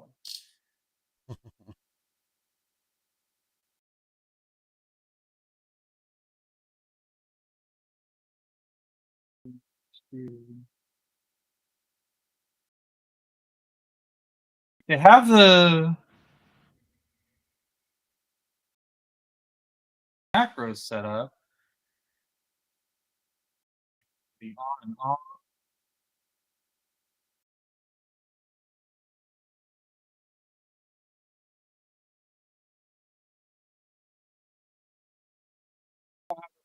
Let's do.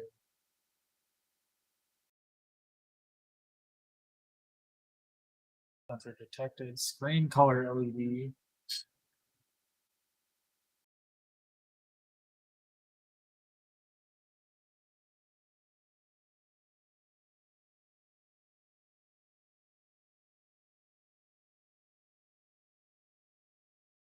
Up pork slicer.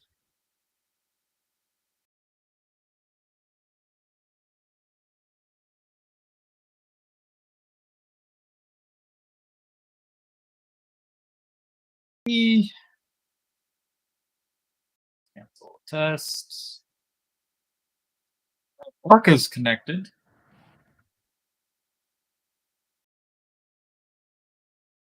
Fix.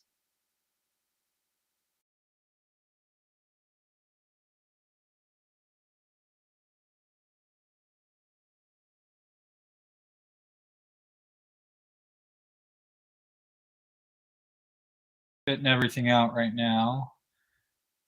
Yeah, I'm actually quite impressed with this webcam and the lighting setup. Oh yeah, just restarted. Is there Oh. is there anything on the dashboard that lets you turn the light on and off? They have this where I can control the intensity. And then they also have Macros. macro setup Oh, cool. for just on and off.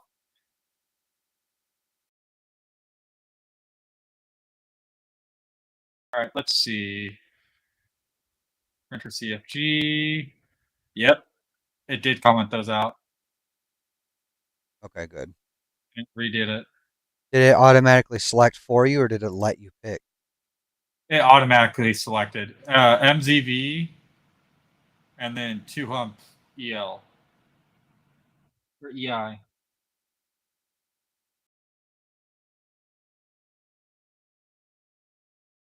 All right. Is it telling me to do anything else before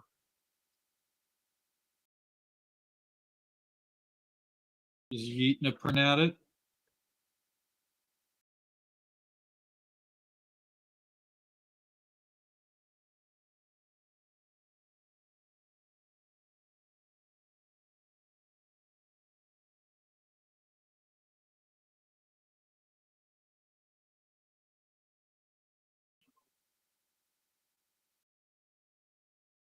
Does that off into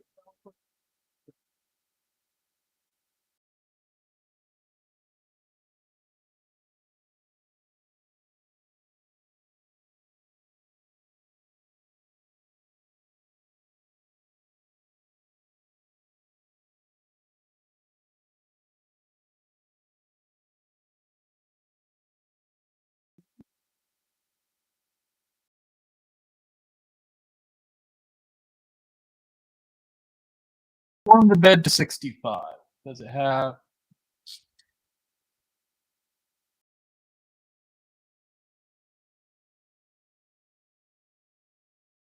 Toolhead.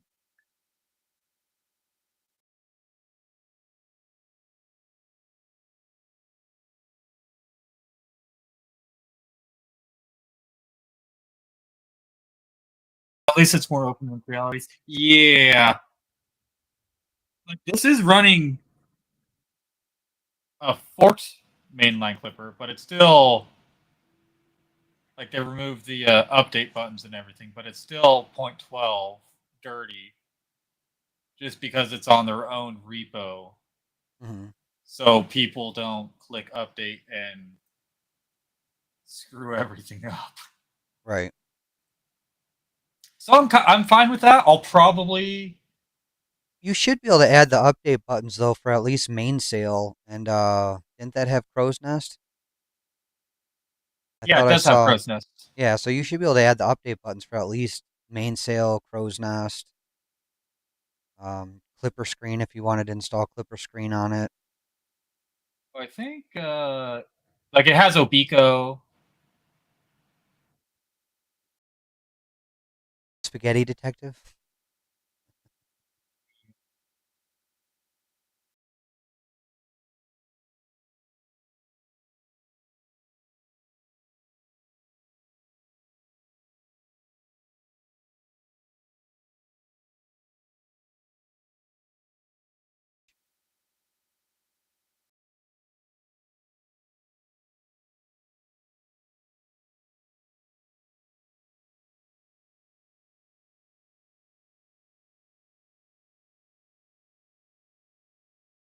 A little fuzzy, but still.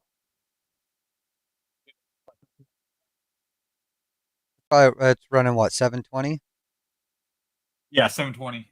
Yeah, I mean, That's up to 10. Let's do quad gantry. see, I guess I could speed because my quad gantry does not move that fast. I suppose I could speed it up. My Voron, I just get nervous.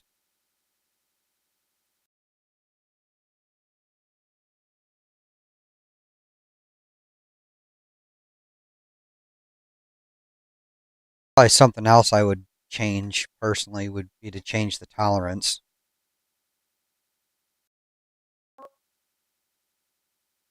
That's not set too bad. It's high enough where there's like it's not going to run forever, but it's low enough where it's going to be accurate for getting things printed.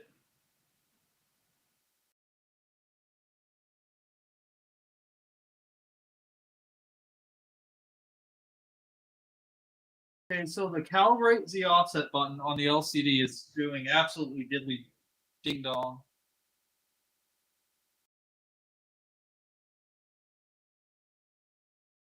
They're just running another quad gantry.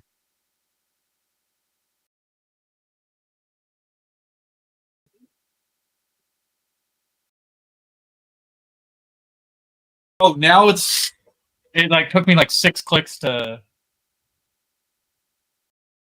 get it to actually run.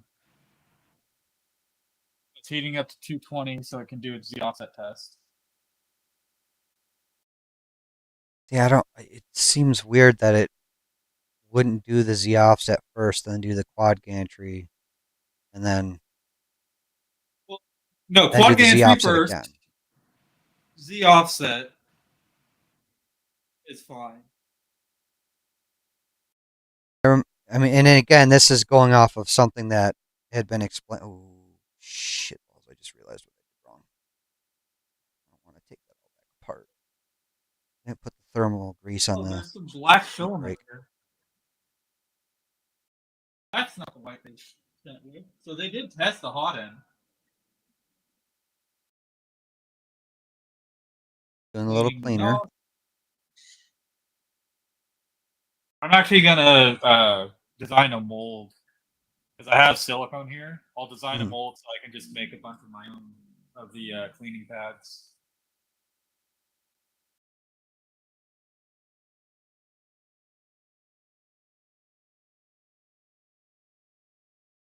Actually, have we done? No, we haven't. Just done the quad gantry leveling. It hasn't actually done bed mesh. Now, is this, you started a print then, right? I started the Z offset calibration from the LCD. Yeah, see Z Wow. offset calibration, pressure move, pressure lookup object.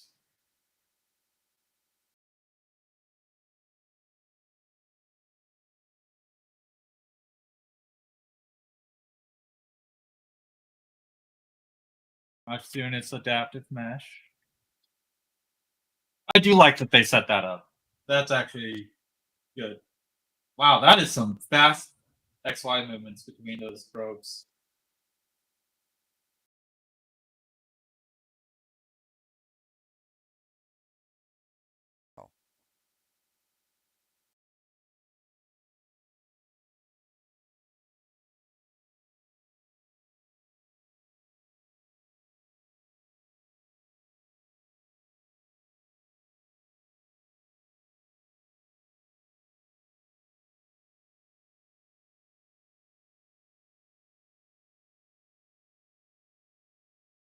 Heating back up 235. Yeah, they're cooking that PLA.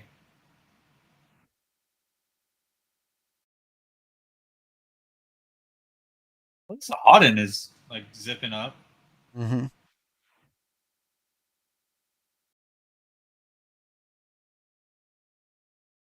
I like that my Pleco is just chilling out in the background of the screen.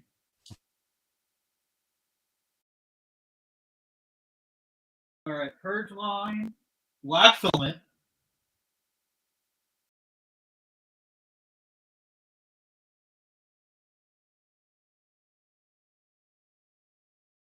Doing a triple purge line in the front. I don't like that.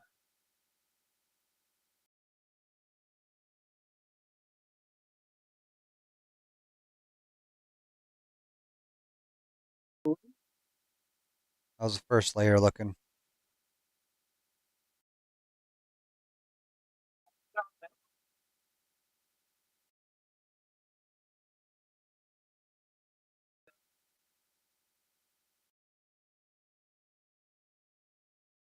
So I have had the bed like mostly preheated for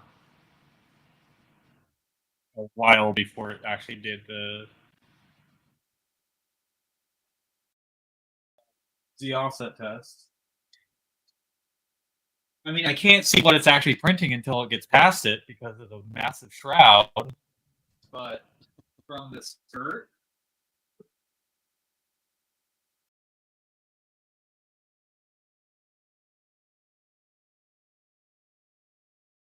be really happy with that.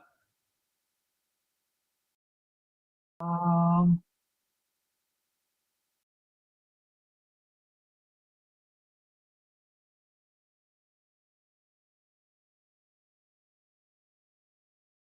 these two connectors are stiff.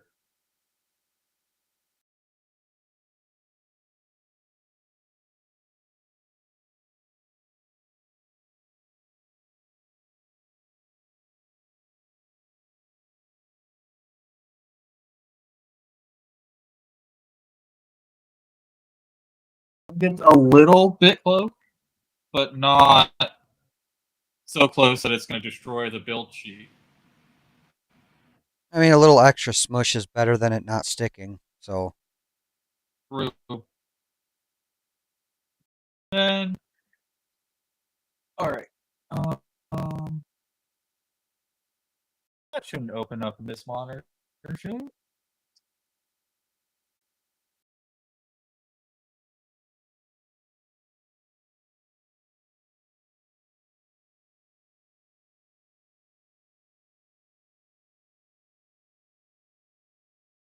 That's not too bad. no, no, that's not bad at all. I just I hate this fan shroud already.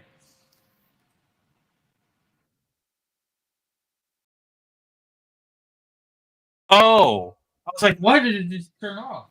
It was saving busy offset.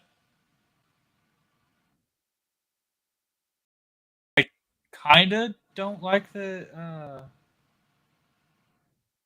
Let's see. Is that the end Just print? said, yeah. Well, it's like a pre-set up macro that saves it Oh, after it's done. oh, okay. I didn't realize that that was you were okay. Sorry, I didn't. I thought that was a. So that's all part of the Z probe offset macro. The The auto whole thing. calibration for the macro, yeah, it saves it. Okay. So yeah, it did save the offset.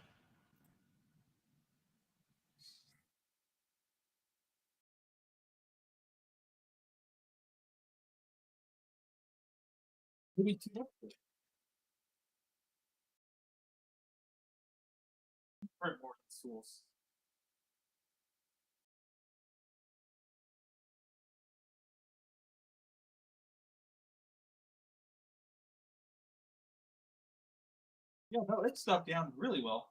I'm happy with that.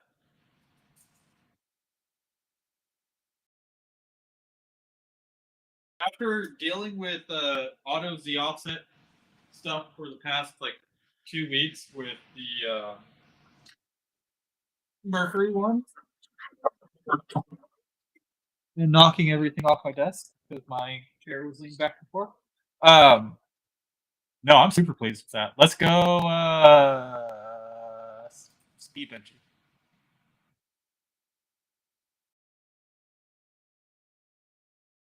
Speed Benchy, see how that turns out. Switch over to something filament that looks a bit better.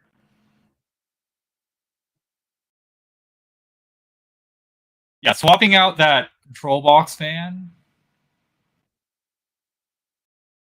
We actually have the RPM.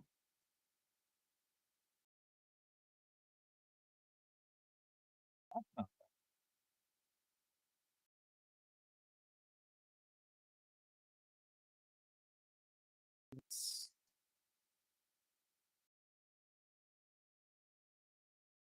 it's batch commands.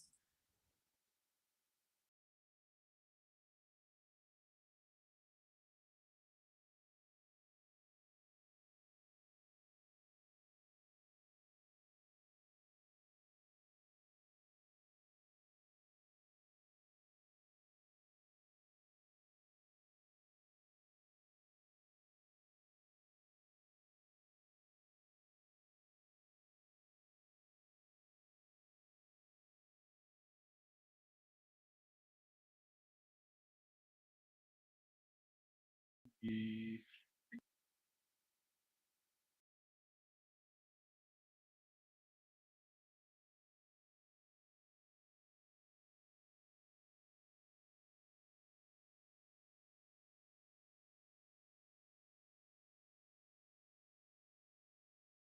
159 for me. We'll probably start at 2 o'clock. So 2:12 is what we're looking at for the finish time of this. That Benchy speed run. Yeah.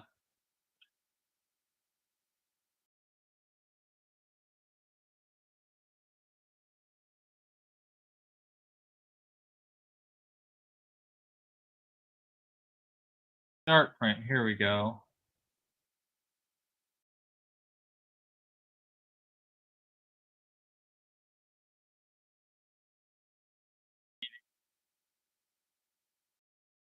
Sweet bed mesh.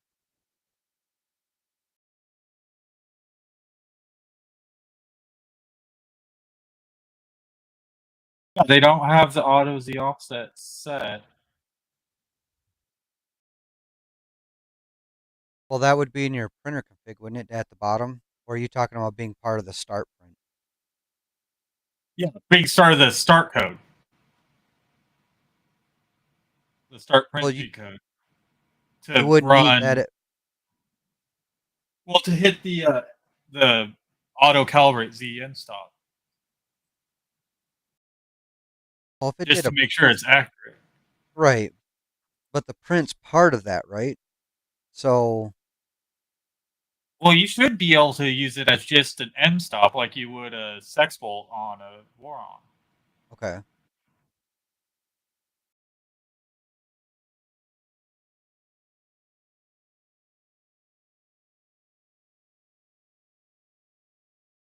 Howdy, howdy. All right, here we go. Let's pull up the. Said I see somewhere that the SV08 had a problem with saving the Z offset. Well, you should be able to pull up the printer config, go down to the bottom, and it'll be Yeah, listed I there. did do that. Yeah. It did change the Z Yeah. offset because this was negative or is 1 before. Now it's 1.245. And it saved the input And shaper then just fine. yeah, it did save the input shaper. Where is it? Oh, that's a fan. The cooling fan just kick in? Yep. Whee! That 5020 and the 3010. Is it?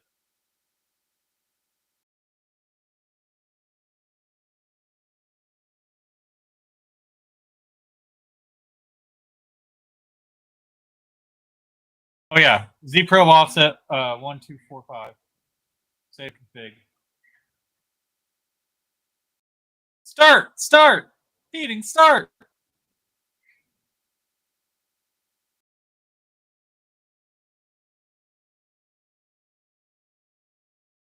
Like that's not too bad.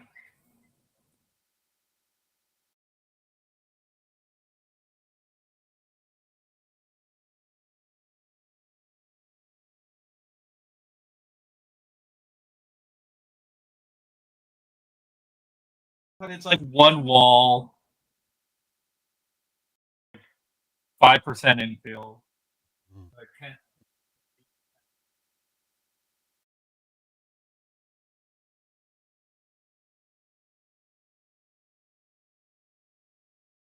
It is moving this table though.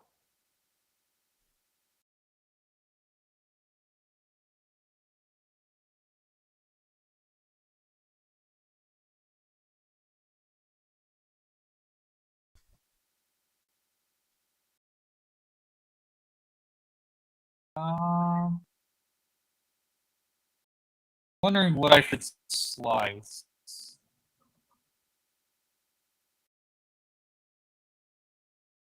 Easy plug V2.0.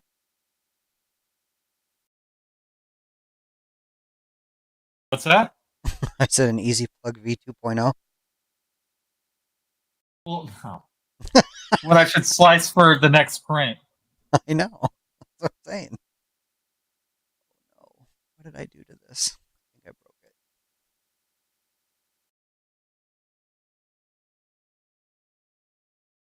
Nope.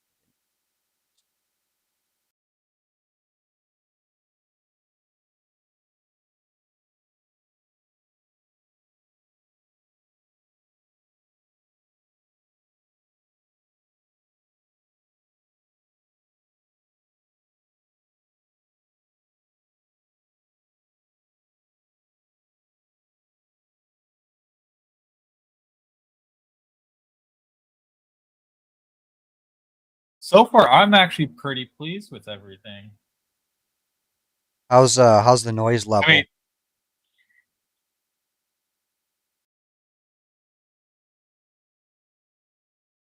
not too bad. Fans aside. I mean, it's a fast CoreXY Mm. going 12-minute Benchy. What's going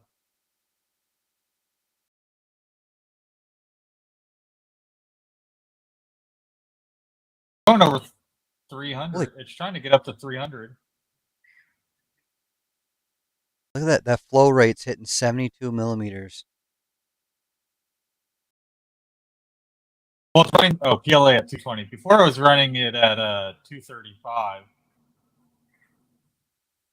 Doing a hotter first layer and then Actually, yeah, 235, then cools down to 220. Still, max accelerations, 20K. Cell to decel is at 10 with 700 max velocity. It's like it's hitting it.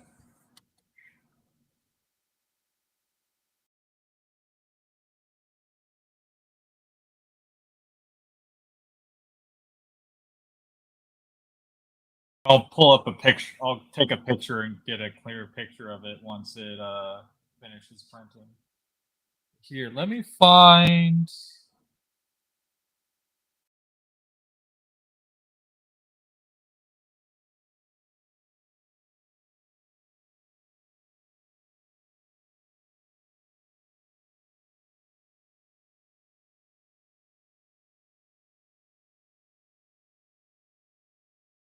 I'm setting up a Calibration and I'll scale it up a bit. Their profile.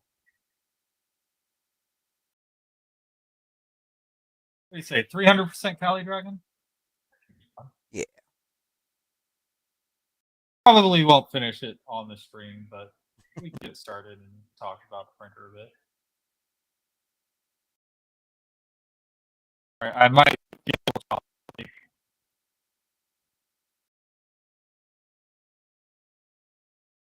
I know there was one other thing, and this is more of a personal thing that I like to change is the idle timeout. Because the idle timeout is set for 600 seconds, which is 10 minutes. Now, the issue with that is if you start a print, say you're starting a long ass print, something happens overnight where the filament runs out. Well, after 10 minutes, the heaters turn off, Yeah. which can be a big problem. So, or you go out to the store, whatever. You got 10 minutes to hurry up and get that fixed. Otherwise, the heaters shut off and you potentially lose your print. I always just set mine to 99999. It essentially never So it turns doesn't off. time out. Yeah. Because I also do, like, we do a lot of prints where um, we change, do color changes, the way we print our Yeah, product. so you have it pausing at whatever layers. Yep. Yeah. So if you don't get to that print in time, you don't have to worry about it just killing it. I see what you're saying.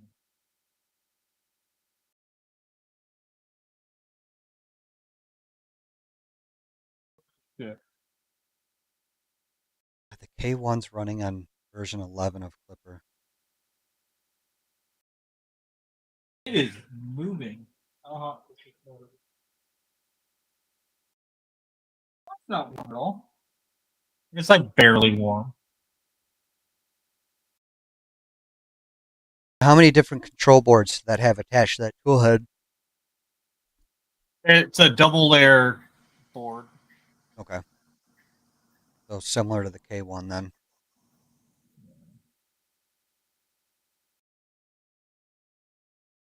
I just sliced up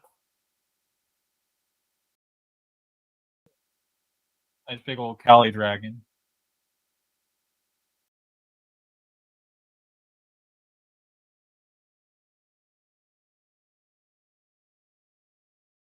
That worked. Oh, it has a replacement. If you don't want one on bearings, Mm-hmm. you can just print a replacement where it's a solid core. So it Oh, just nice. it has friction.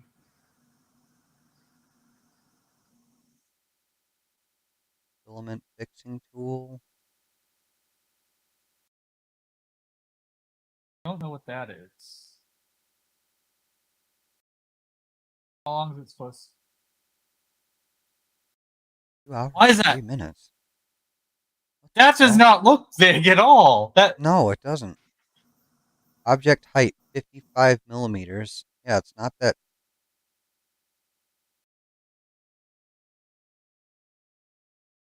I don't understand what that is. Filament fixing tool. It looks like Kind of, drag chain. You know what I mean? It kind of looks like yeah. drag chain, and then where the PTFE goes down. I'm like trying to wonder. That's something you need when you get the enclosure kit. Maybe. I'm probably gonna keep that stock white.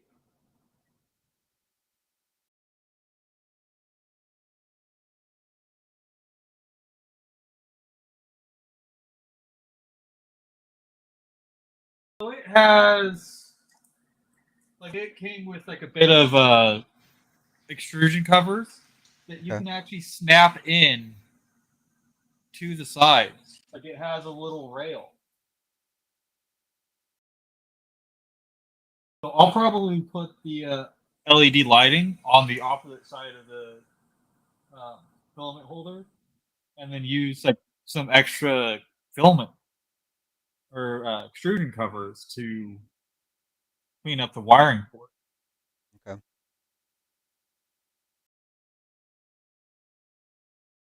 Well, that is looking like a 12-minute bench. Picture of it.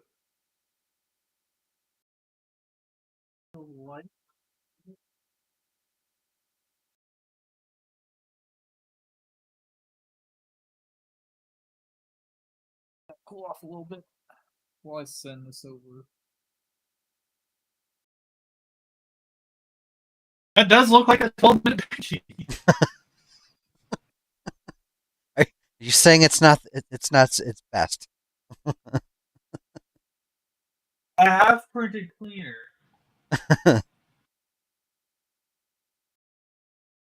Well, you said one wall and 5% infill. So, Yeah. oh Lord, that yeah, Yeah. that's pretty rough. That's a 12-minute bench. Like I'm Yeah, impressed with the the stack isn't bad, and the uh and the bridging's not bad either above the door. That's not it's bad. not it's not bad, but it like it could use I it's mean, a 12 yeah, minute Benchy. yeah. All right.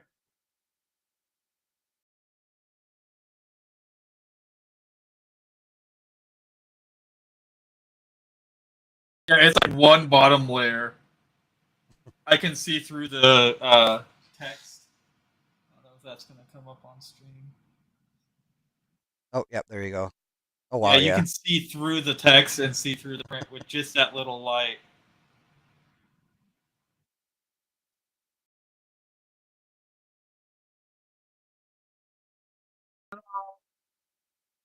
So it has a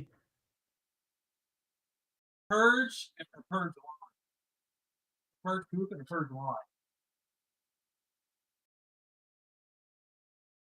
Cool about So that. again, kind of going back in comparison to the K1, because the K1 will do its like little purge poop line in the back, and then I think if you have it set up, it does the actual purge line on the side.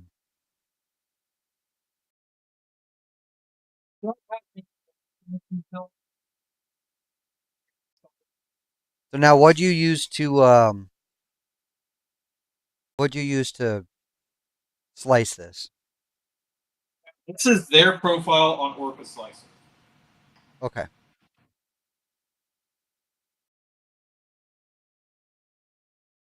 So this is their fork of it that they just did so they could import their profile. So it's Orca 2.0. oh, someone wants to know if Yeah, you did a firmware update. Did you firmware update it?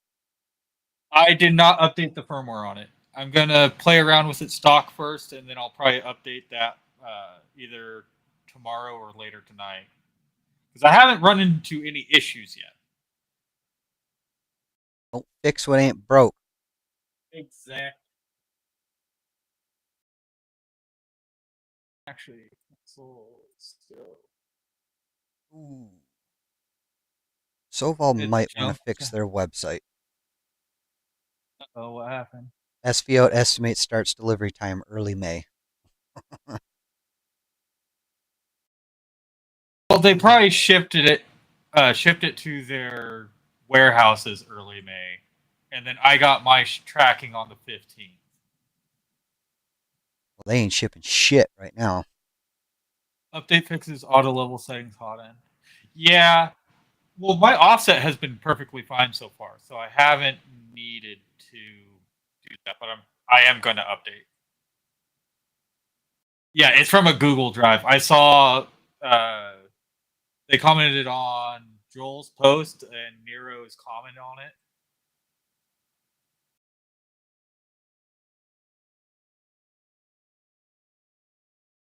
It's on a Google Drive. I shit you not. It doesn't surprise me. Yeah. Doesn't surprise me. Not at all. Not even in the slightest. Load filament. Nozzle not hot enough. Heating up nozzle.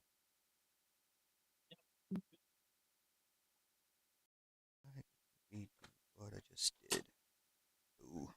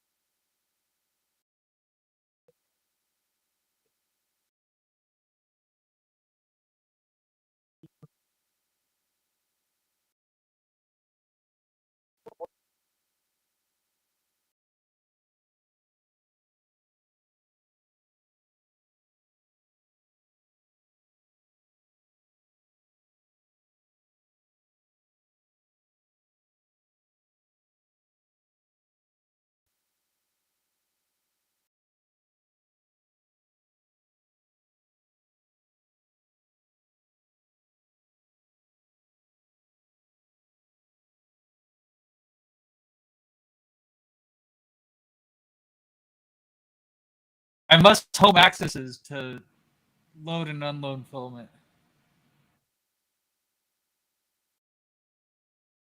Really? Yeah, I'll probably download and make a backup of all the um, CFGs.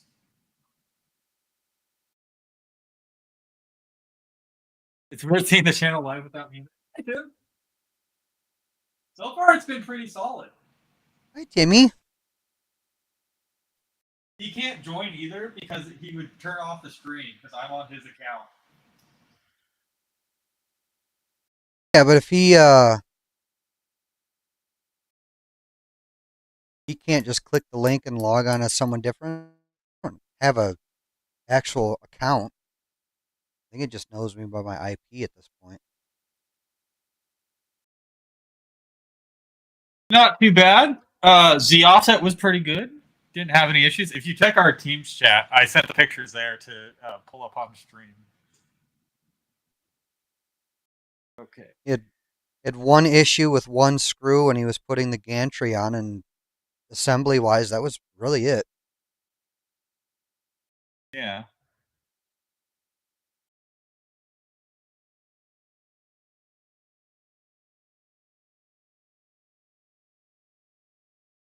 A lot of the issues that people had with homing and the Z offset not being right off the bat, I didn't have.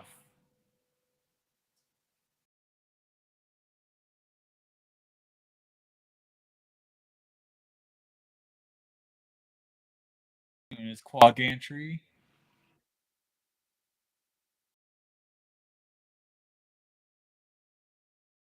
Wait, you got your HDMI screen? Hold up.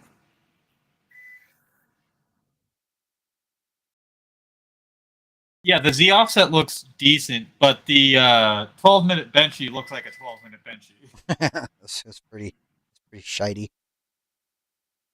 I mean, the But other side actually doesn't look too bad. but again, it was one wall, 5% infill, so you know, for what it was, it didn't look bad. So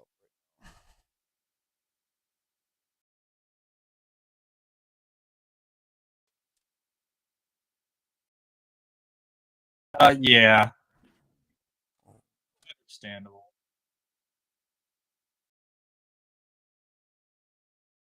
Camera Like the wouldn't camera mount. isn't too bad on it.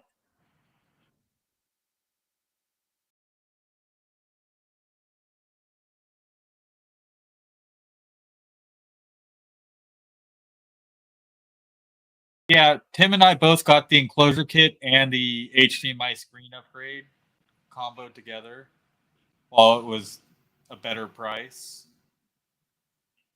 but apparently we're not getting that for who knows how long because they say they shipped everything, but they did not. Well, they they also said too that the what was it? The enclosure is still in Still in development yes, development. from somebody on their Facebook page. Not, I haven't heard about that directly Yeah, from. you haven't got the email to confirm that, but someone has said they got an email saying that. So On their site, they're saying everything shipped, which is annoying. yeah, that's some fuckery right there.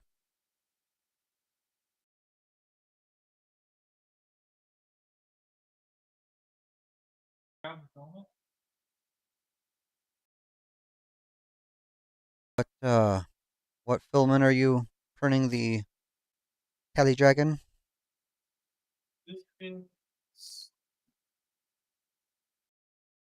sweet apple elixir from Cookie.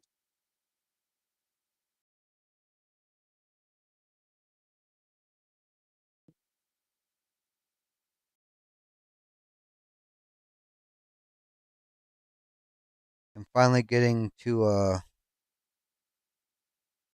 installing the Triangle Lab hot ends that I got from TH3D. Huh? Oh, this print's stopping. You sure? Yeah, it didn't cut the filament. Oh, well, why'd you do that?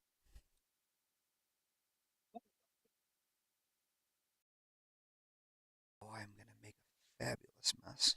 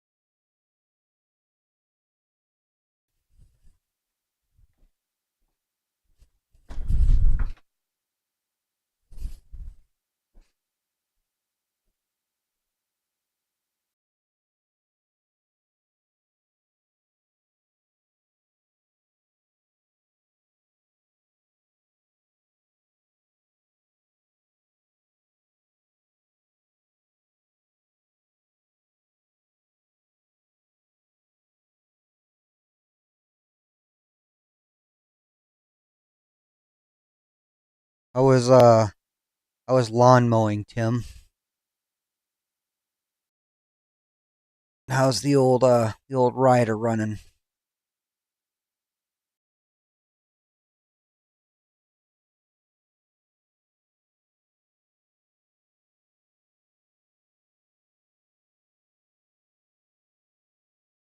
Still quite a bit of the white filament in there. It's being stuck on it.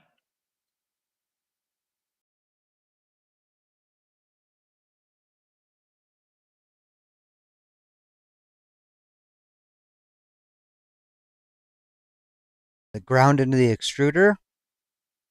No, I think I just it got pulled out too soon, so there's still a bunch of molten in there. It got caught.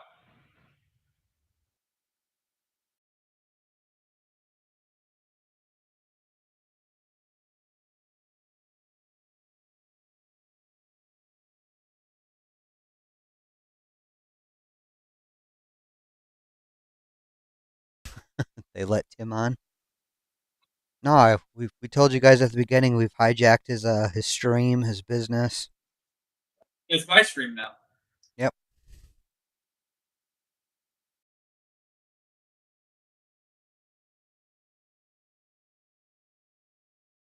feel like the fans are trying to say that they don't like us. They want Tim back. I'm offended. I'm triggered. Something. It's like a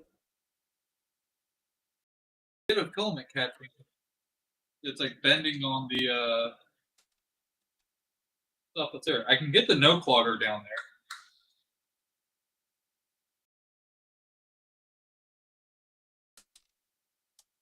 It's just not getting Balls. past the extruder.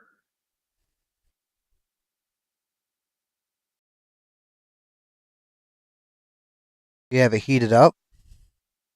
Yeah, it's at 200 Oh yeah, it's right at 200. but it's not even getting into the nozzle. It's like catching within the extruder assembly, not the hot end itself. Nice big old clog right off the bat.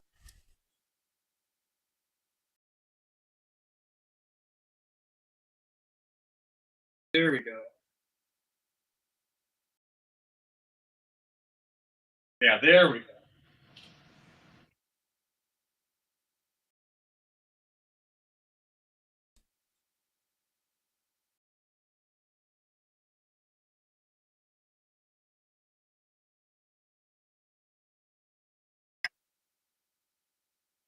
That was annoying.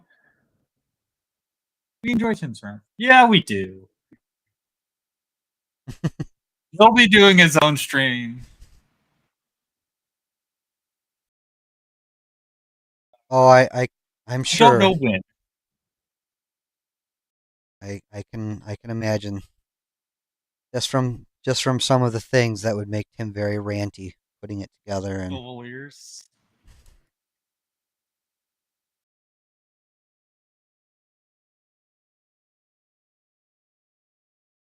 Yeah, I think the filament was still a bit too molten when I pulled it out. Because it heated up to 250.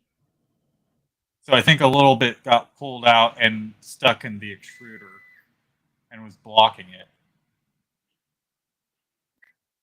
it's the second We already time did the 11-minute Benchy. that thing has started moving, and I thought you had a microwave going off in the background. It's actually a solid little printer.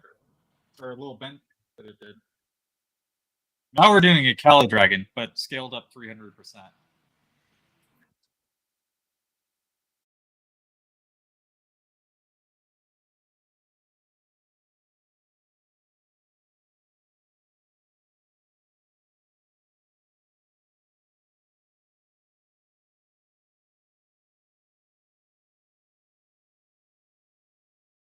If I turn off my AC, I can start printing ABS right now.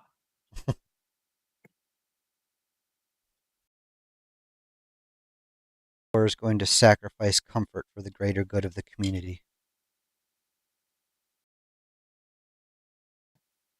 Wait, Tim, can you set up one on one of the other TH3D email accounts that you can hop in?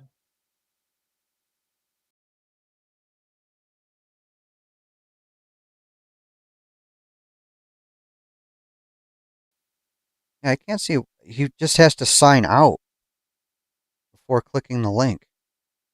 Like I said, I don't even have I would a Talk I would Studio open it account. up in a different I would open it up in a different browser. Yeah. Just so it doesn't like try to log in on his own and kick me out.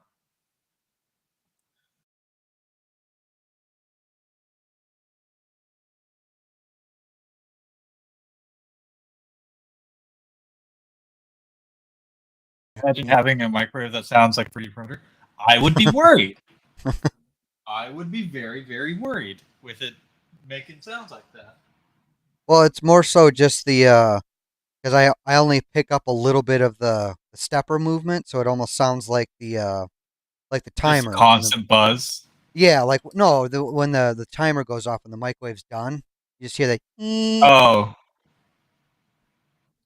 I see what you're saying. Oh, PID tune. Mickey.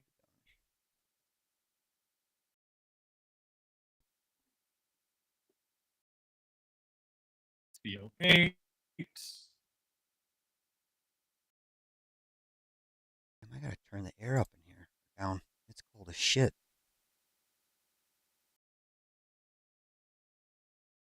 Little mini split makes it nice and chilly in here. Slicer Windows version, profile image,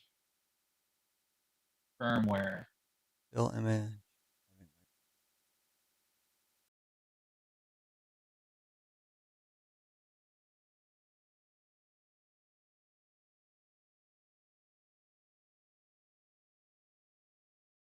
I mean, I've got two SV06s that, other than the shitty main boards in them, they've been great printers. They just have the crappy GM chips that both died within a few weeks of each other. Now they have Tim's boards in them and they run fine. Did until I drug them out here. I gotta set them all back up.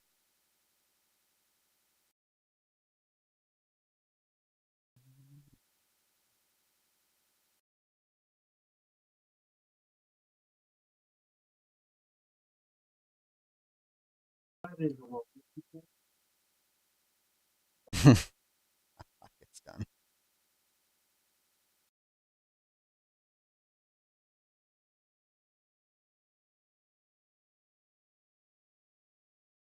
Not that I can't see the print.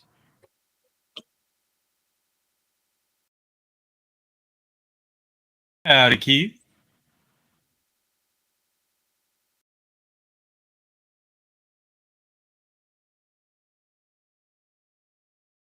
Yeah, I have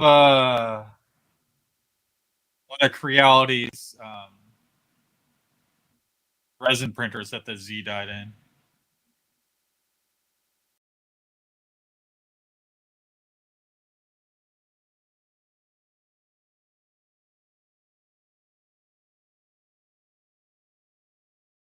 I don't think I've ever had a Creality board go bad on me. Even my original Ender 3, which had the green board in it. I have one of those, the black version though. Yeah, it was like the original board, and I ended up doing the. What did I do? I soldered a wire on there, I think, to add a runout sensor.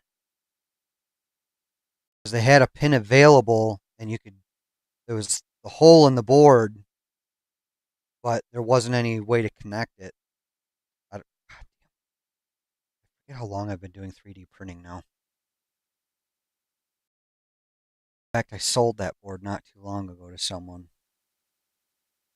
who was desperate for one, but the Creality boards have always been good. I know that's why Tim still sells the Creality boards, because they're actually pretty solid for what they are. Yeah, the 427 and the free runs board are actually really good. Well, they're good, just like basic board replacements. Yeah. Not really upgrades. The board and the 5 Plus is what cripples that whole machine is that stupid ass touchscreen that it ships out with. Yeah, I was not a fan of the K1 touchscreen when I was at Rocky Mountain. I was trying to use it like I would a Klipper screen. I was like, it's missing some functions here. Yeah. Well, and it that screen, because I use before I switched to Klipper, which I just changed, at least at the time, Klipper didn't necessarily have an M600. You just had to make one. Yeah, that's why a lot of people upgraded to our firmware, because they didn't have an M600 and they wanted to do things like filament changes. Yeah, but that touchscreen would not allow an M600 at all. Like, even if it was in the G code, it would not let me do it.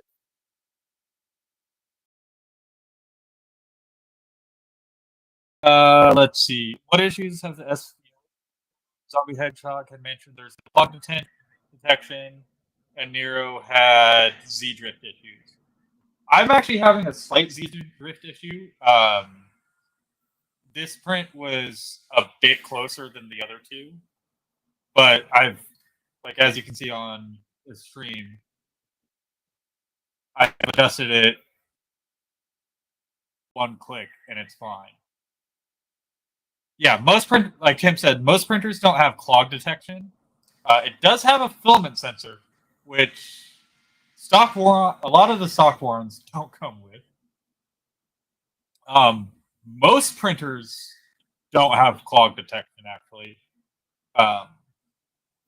Even my P1S doesn't have clog detection. Well, and again, it's like you said multiple times, it's a $600 printer. Like, well, yeah, how much? Set your now? expectations realistic.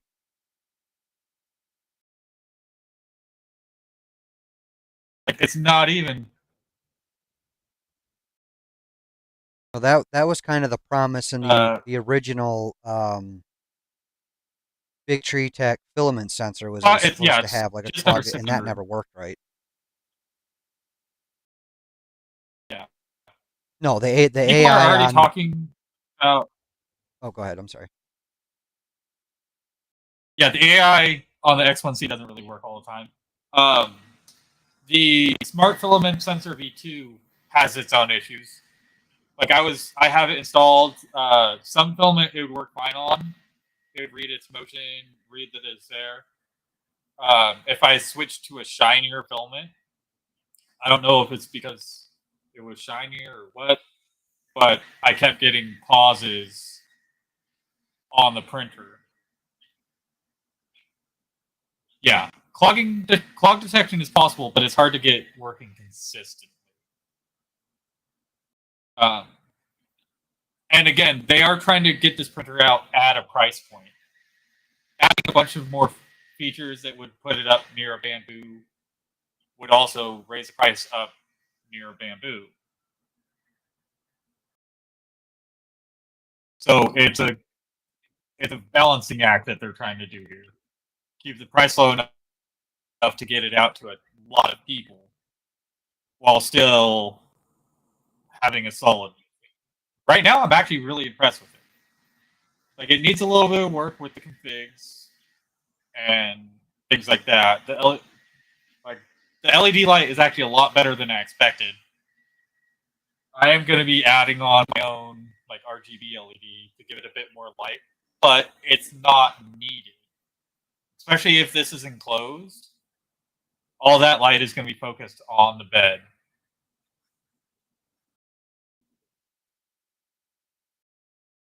Yeah, this is zipping along pretty nicely.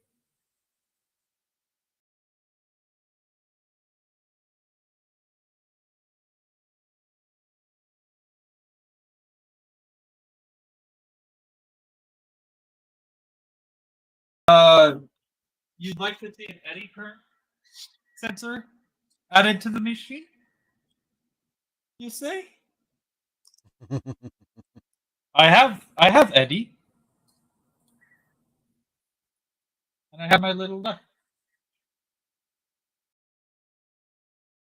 I've already seen people playing with mounts to fit it, as well as mounts for like inductive probes and things like that. And I probably will.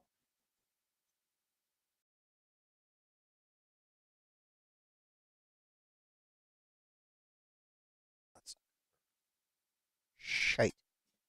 And 3D Meltdown server, there's a guy saying he's getting parts with our branding from them on AliExpress. What? From who?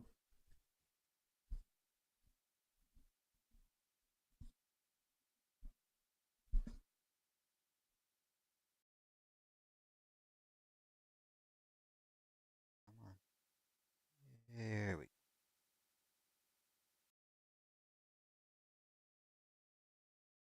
Oh, I should have changed to the infill type.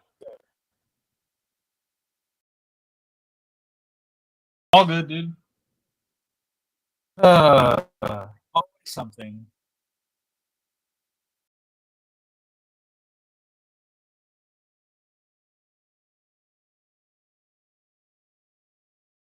Where's my first photos?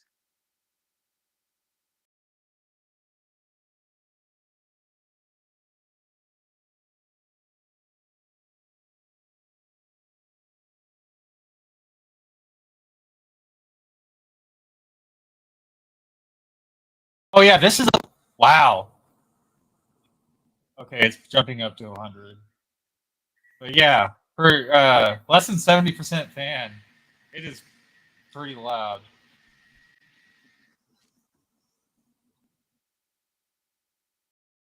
I was wondering why it sounded like it was ramping up and down. Because it is.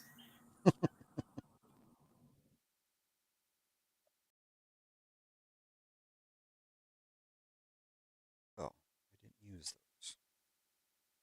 That's not a problem. There, you guys can see my clock a little bit. Big old boy. That's Jeff. actually that's cooking along. Yeah. What's the settings it has? Outer wall 200, inner wall 3, infill 3. Oh,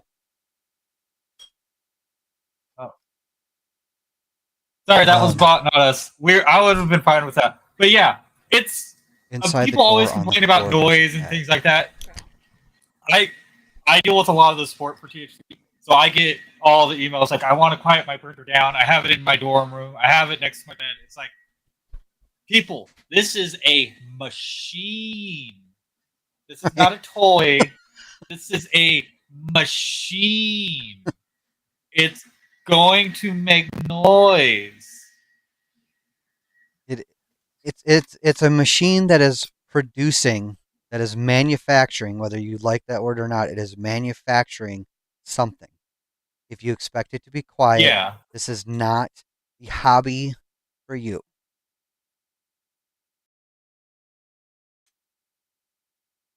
What are machines if not toys for adults? True. But it's still classified as a machine. Yes. Machines are going to be loud. Or at minimum make noise of some sort. So deal with it.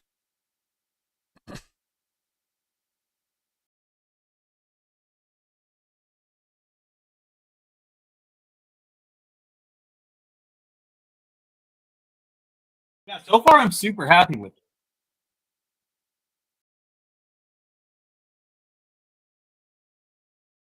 I don't mind the jet sound.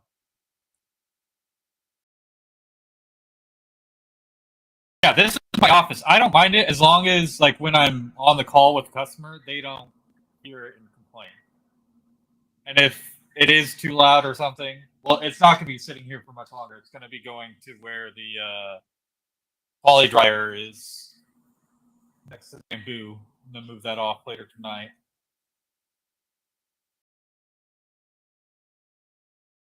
Yeah, Thanks. exactly. As somebody who indulges in racing motorcycles and shooting firearms. Claiming 3D printing is too noisy is laughable. It really is.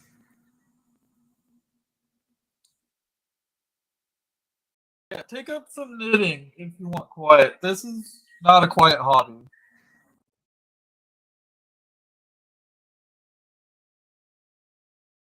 All good, dude. Let me know. Message me on.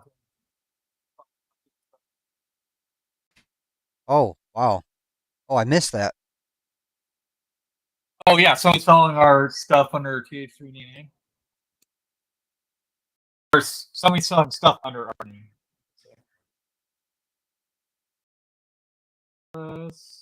Oh, poor Tim. It's always something.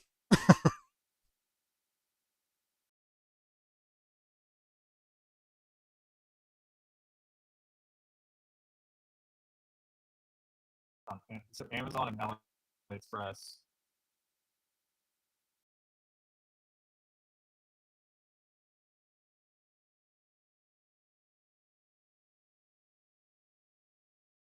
Was it a customer who brought it up to him? Something in a different Discord. Oh, gotcha. Yeah, there's a podcast.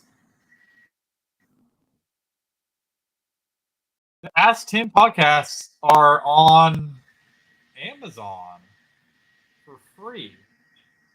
The Ask Tim podcast? I think it's just like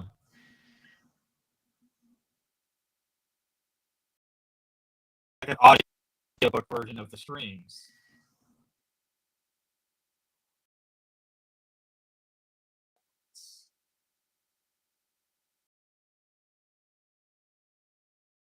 They're all messaged just to you.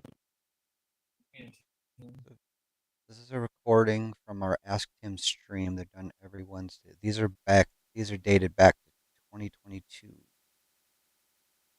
Newest one is July 1st.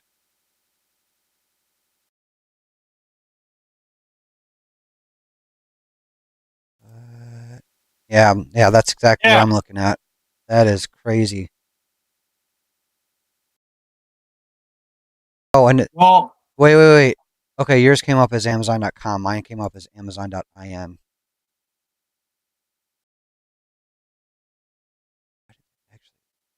that is.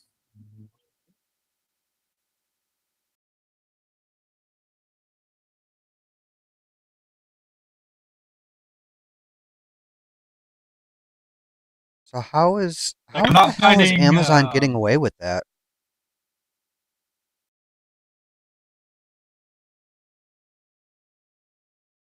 that is by. Well, we do have scented filament. It's called ABS. And technically, PLA smells too. Kind of sweet. Like I'm not seeing products though. No, I just saw their clips, but for 2-year-old shows. Yeah, Tim said, "What the fuck? I never posted it there." Yeah, this is strange. That is very strange. Like nobody's making money off it, but still, we didn't give anybody permission to post it there. I'm not seeing anything.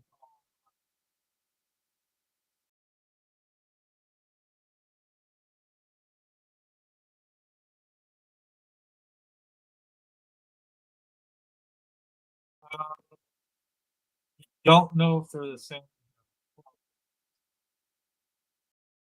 Well, and it says TH3D Studio LLC. So again, they haven't done it in a while because it's all really old stuff. But it's just strange that that would.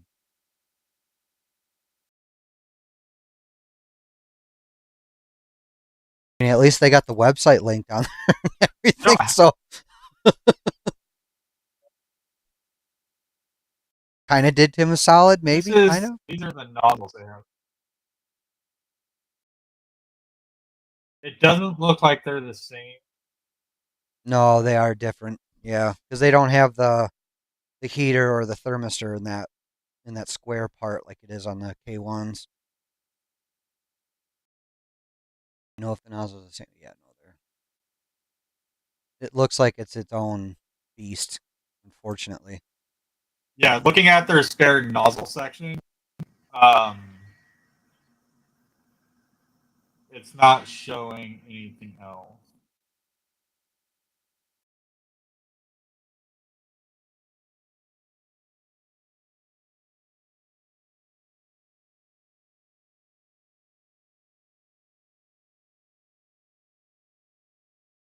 Yeah, they haven't posted anything since 2020. Yeah.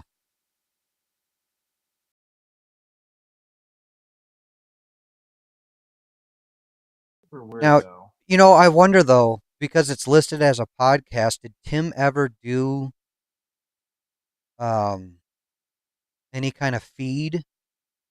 What the hell are they called? That He said he like never posted it there.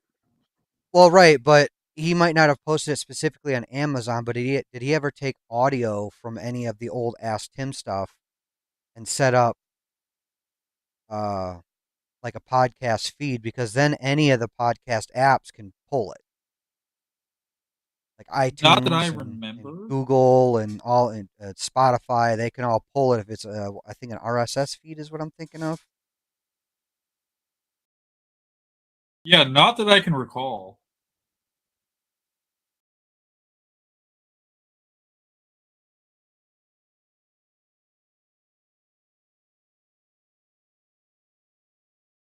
That is chugging along nicely.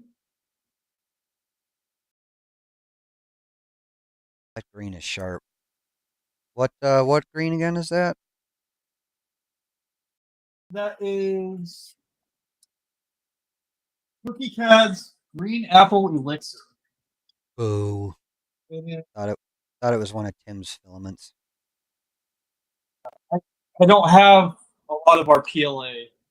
And the PLA that I do have, it's like Polymaker, but it's black.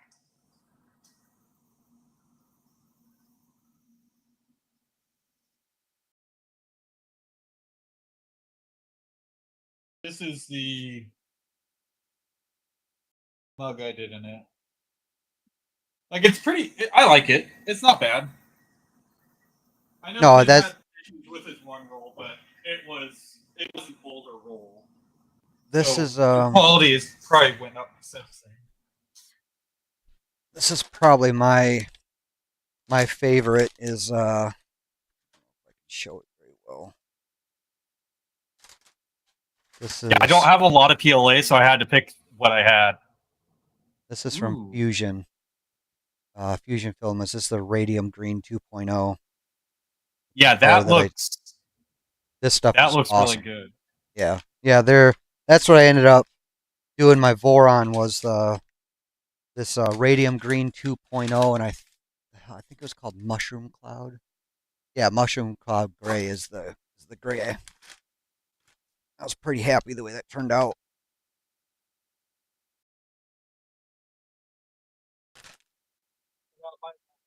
Z Idlers Frenchie.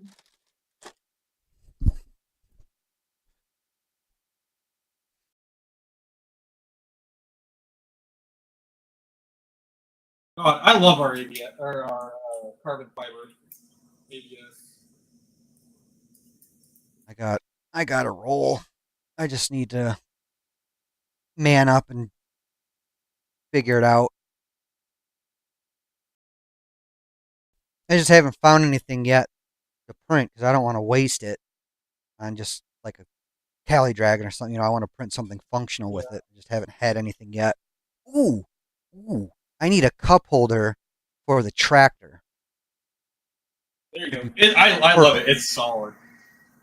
That'd be perfect. This is actually the mug I'm using right now is our carbon fiber. Is it okay? See, I make Tim order extra of the carbon fiber ABS because I always grab like a couple rolls because I have like a monthly, like you can grab anything from the shop. Okay. Just don't take like $1,000 worth of stuff kind of thing. Right, right. So I keep myself very stocked up on carbon fiber ABS. Design some pretty neat shit though. Pull up the like it is zipping. Yeah, that thing is cooking along.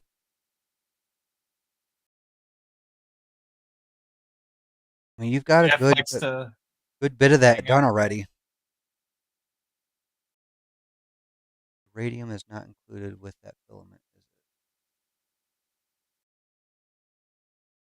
it? Dragtail, what do you mean the radium is not included with that? Oh, never mind. Hardy hard.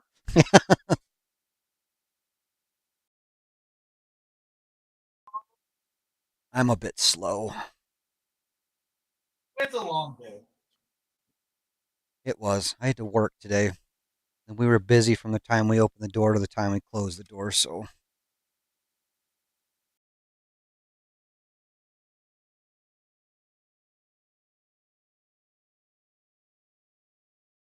Right before the holiday where everybody's pulling their boats out and four-wheelers and dirt bikes and realizing all their shit's broke. Like, oh yeah, I messed this up last time I played with it. Yeah. That's right, I put it away broke. Oh, by the way, do you have this random part for my random 1980s dirt bike that no.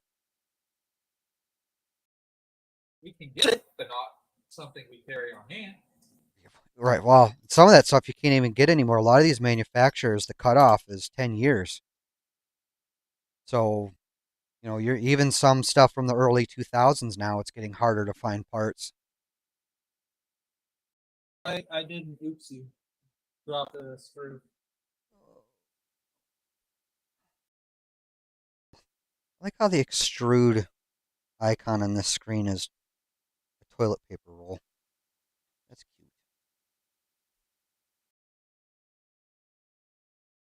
That one's done. I didn't hear a ping. Oh, here it is. So I'm assuming it fell on the carpet.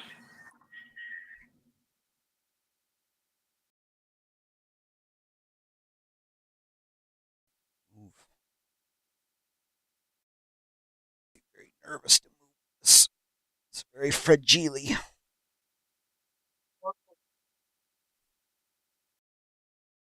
Whiteboard wall.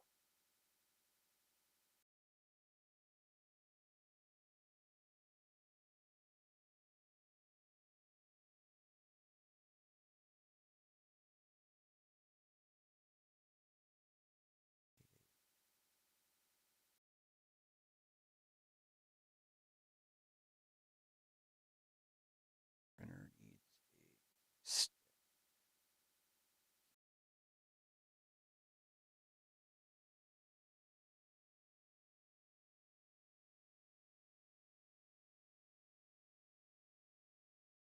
it is. It's back where I found it. Here we go.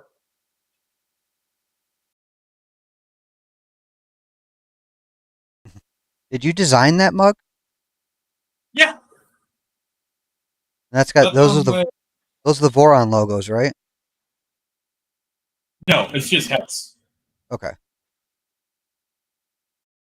I was thinking about doing one with. I had a few designs in mind for different mugs. I want to do one where you could insert unprinted filament in like a spiral and have like a screw on top.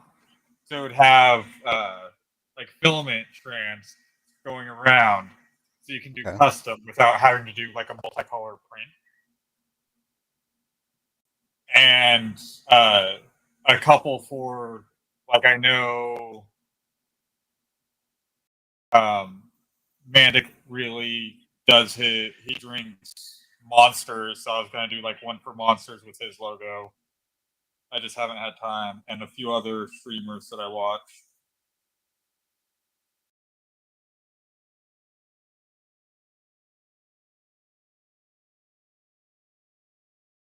Now, the ever so fun part of getting the backing off the double-sided tape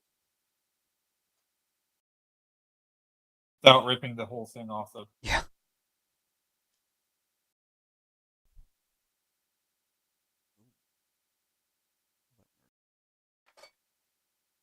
My poor shop.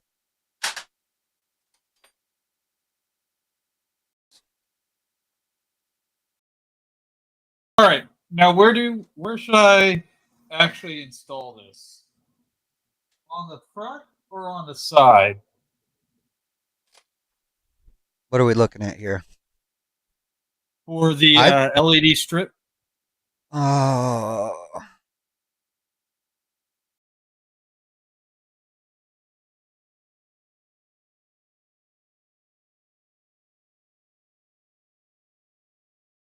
I could do it as a little bit further over on the left, so the stock light will still be usable. Or I could just put it on the side where it won't interfere with the stock light at all. I was gonna say, is there enough room to put it next to the stock light?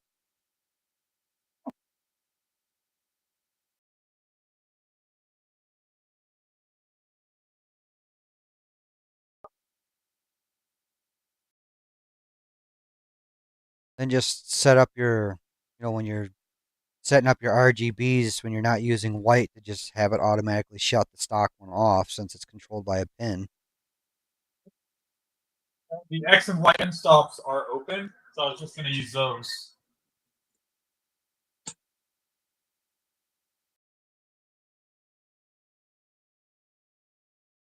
Well, what I can do, I can just print another one because they have an in and out, And I could do Okay. one on the front, one on the side.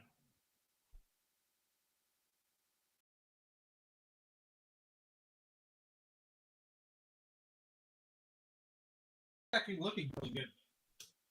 Like the print quality coming out of their stock profile, even at these faster speeds, is really nice. Oh, let me get a picture for chat. How many walls did you set for that one? I think 3. Okay. What'd you set the infill at? I didn't really adjust it too much.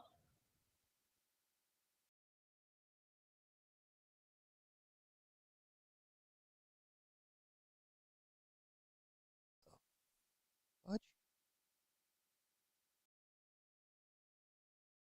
is that one? Tim said I could do a giveaway, but He did. I seen it.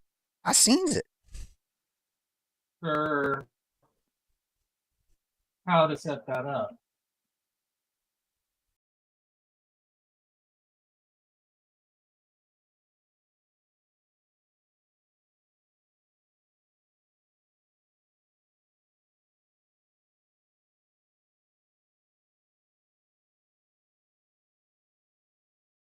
Like, see, that's coming out really nice. And you can see on the skirt, it was a little bit too close. Yeah, a little too much smush, but yeah, your layer lines look great.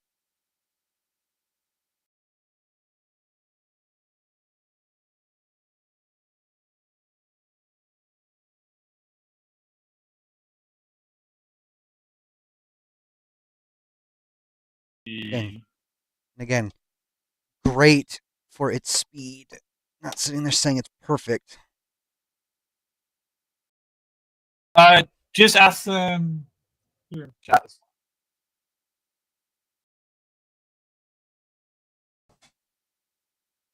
Because I don't have access to the Q&A backend right now. So if you want to just ask in chat, it's fine. Yeah, if anybody's got, I mean, we've been trying to keep up on the chat, so if anybody's got questions, just ask right on the chat. We'll It's not the standard stream where we ask at the end, or we answer everything at the end, so you can just ask them here. It's the Tor and Right now, Emerson we're just hangout waiting. winging it string. Yep. Look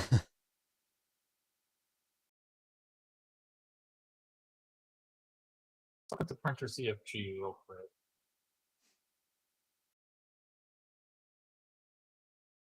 How much of Klipper How is much there? Clippers? It's Klipper. Yeah. It's mainsail and Klipper. They do have it forked, so you can't update it. There's like no update here. But Well, and the important thing for that too is because of the tool heads. So you don't yeah, want, you do have multiple MCUs. yeah, you don't want your version, because I mean it'll work to a point and then shit will start breaking once they're branched off far enough. So the big hope is that at least Sovol will update their fork. I mean, they have put a few updates out from what it shows in their wiki. Did the belts need tensioning out of the box? Nope. I just did the resonance testing and sent it, and it's the print quality has been really solid. Yeah, he put it together and print. This is the print that's going right now, and it's actually looking really good.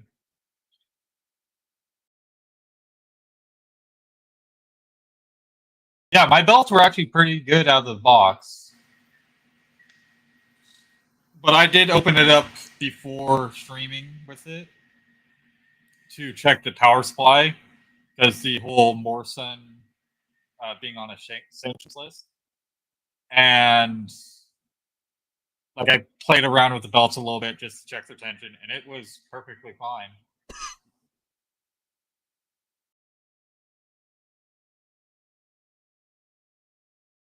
Well, and the other thing to keep in mind too is that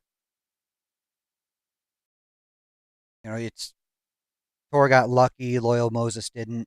Maybe Tim also won't get lucky, and he'll have to make some adjustments on him. It is Tim, so it's Do you likely. think an upgrade to the beacon or cartographer would be an easy mod? I don't know if either of those would be an easy upgrade just because of how the toolhead set up. But I have seen people already making mounts for the Big Tree Tech Eddy probe, and I do have a spare one of those right here.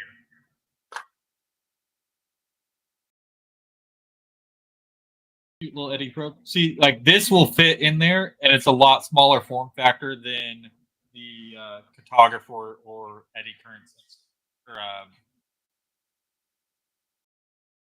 beacon, I should say.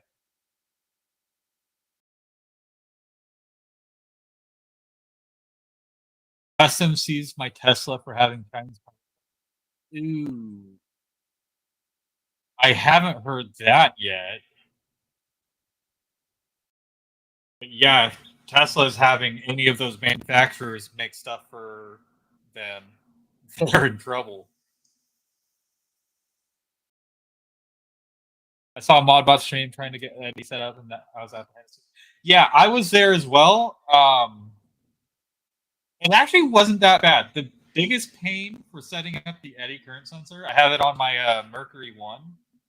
The biggest pain for that was like getting the temperature calibration set up. Other than that, I've just been clicking print, and it's been good. I haven't had really any issues needing to adjust the Z offset or anything like that. It's click print, and it's been good to go. I don't think he was correct in a few things because he was saying he couldn't do ZN stop probing with it, but it depends on what version you have. He had the USB version, which is the one that I have as well, and that can do Z probing, whereas the eddy coil version cannot. Does the temp calibration take a while? Yes, it did take a while, and it is kind of a pain. Their guide is kind of not great, but once you get the hang of it and what they're trying to do, you can run through it pretty quickly. About to enter 3v3 KE, also Klipper brand new. Reality slicer or something else. Will it do lithophanes? Personally, I would not use Creality Slicer. Every time I've used Creality Slicer, it's just a rebranded slicer from somewhere else. Personally, I like Orca Slicer. That's what I'm using here. And that's what I use for all my printers. Like with this, you have your device tab, your project tab, and everything. You can control the whole printer from Orca Slicer. And it has a lot of printers set up already with really decent profiles. Like this is Sovol's stock profile for this printer, and it's been turning out pretty nice so far. I did like 2 adjustments to it. Like I did 3 walls, and I need to adjust infill type to what I like. I'm a big fan of Super Slicer myself. I know that project kind of died for a little bit. Full time. Yeah, and then he's in fact he just released a update 3 weeks ago. And that one that's my favorite. But when he had to quit the project before I think he quit his job to work on this full time or managed to somehow get some investors in it, I switched to Orca. I still use the 2.4, the latest stable 2.4 for my Voron because it just I don't mess with what's broke or what's not broke, and the slicer settings are perfect. True. When I slice on it's perfect, so it's like, okay, that one stays. I'm not going to try and relearn things for Orca as much as I like Orca because it turned out to be a very nice slicer. pretty much, and to continue on with Demoy's question, pretty much any slicer will do lithophanes. It's mostly your settings. You can use sparkle, glass. I'm not sure what you mean by glass filament, but like glow in the dark, you would want to have a hardened nozzle because it's very abrasive. Can I set the slicer to pause the print and change filaments? I'm not sure with Cure Slicer, but most slicers you can set to like a modifier to set things at different heights. Like it, Yeah, so like a filament change. so Cura does have it, but it's kind of a pain in the ass. Your Prusa and Super Slicer have it on your scroll bar when you're scrolling up the different layer lines. You can actually hit a plus button and either, I'm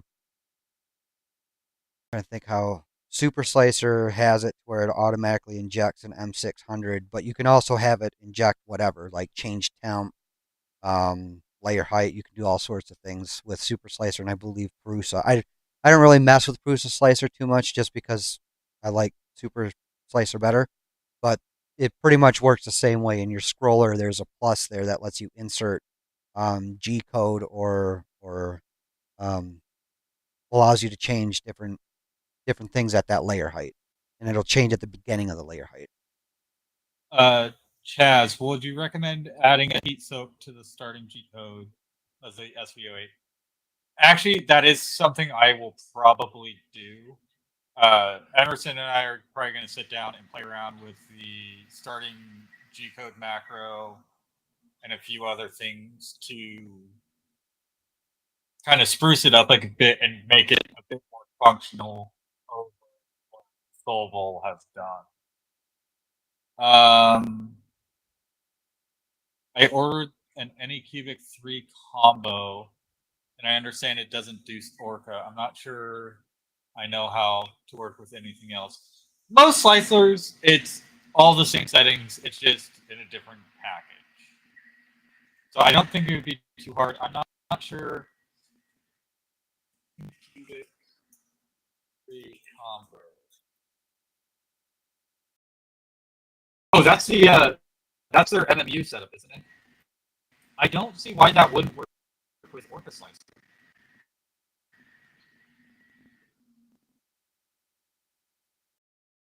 It is a Klipper machine, is it not?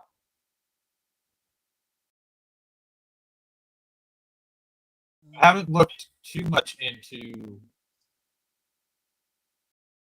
their setup.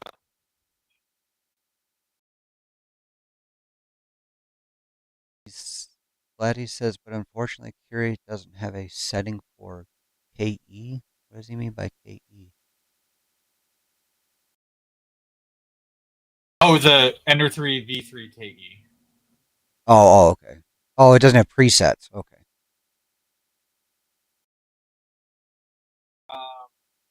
I mean, it's not hard. If you copy over the starting G code, if they have it in there, it's not hard to switch it over. Gregor 3D sentence by having a 5 mil probe 5 mm from the bed, and it's something like that by having the probe 5 millimeters from the bed while the bed was at temperature probing. Yeah, that's pretty much standard for pre-soaking. Like you want to home and have the nozzle probe at the center of the bed, and just let it sit there, let everything come up to temp and kind of settle.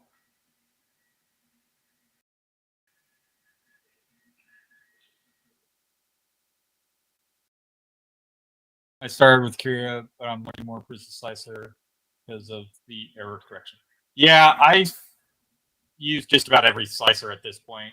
I like to test things, play around, see what works for me, what works best. And so far, I'm really loving Orca Slicer because a lot of it is because I can connect it to not only my Bamboo P1S, but everything else. And the device tab is just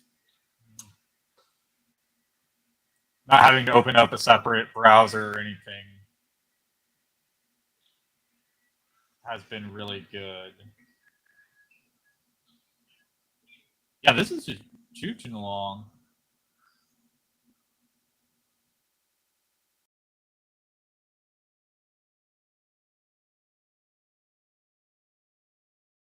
Choo choo.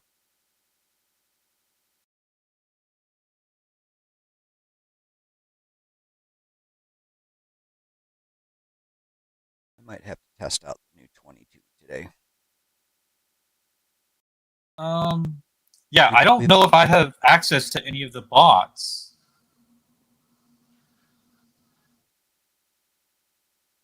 I'm looking through right now.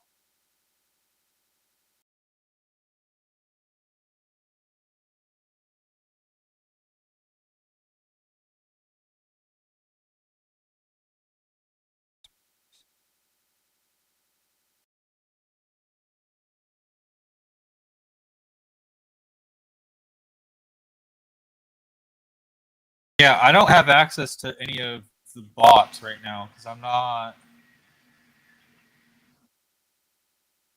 Hey, Hendrik. Electroplating. I need to play with electroplating.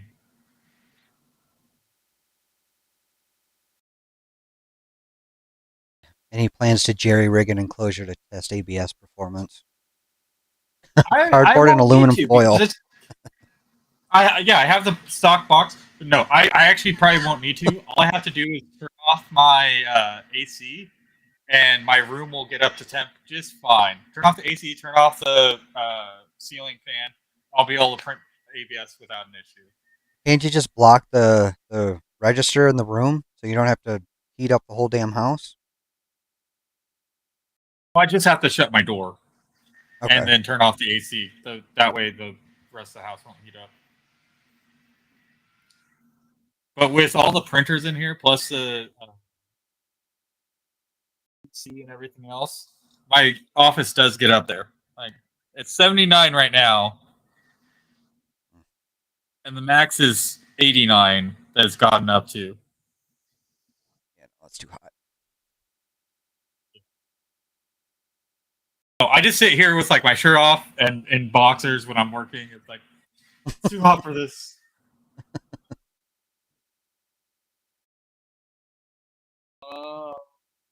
I actually need to order. I am starving. Chat, what sounds good for dinner?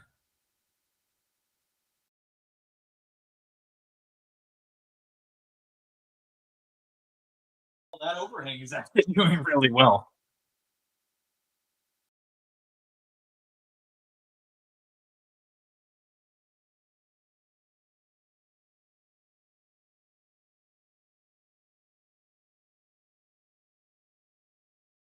Closed cell spray foam in a plastic bag. That one might Taco be my Bell.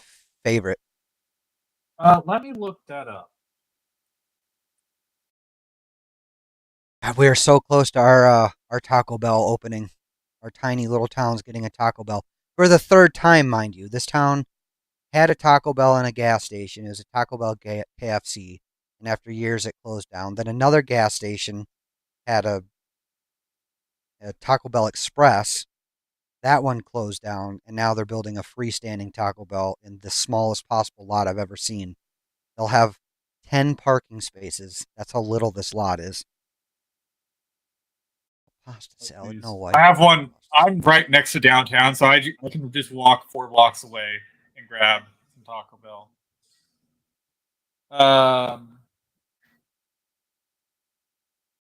Yep, 84. Honestly, for the price, out of the box, it's been pretty solid. I'm pretty happy with it so far. I'm really annoyed that I don't have my enclosure and screen yet, but soon enough they should be coming. DeMoss.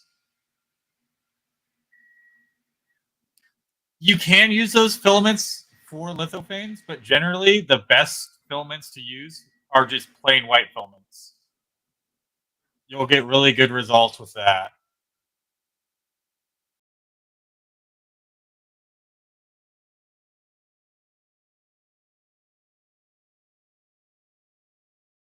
And for like glow in the dark filaments, what I was saying is you're going to need hardened steel nozzle because they are abrasive filaments. From what I just saw from looking at the inland stuff, it just looks like it's like a PETG PLA mix. So it's like a semi-clear. I don't think you would need a hardened nozzle for that. But I haven't tested those filaments before.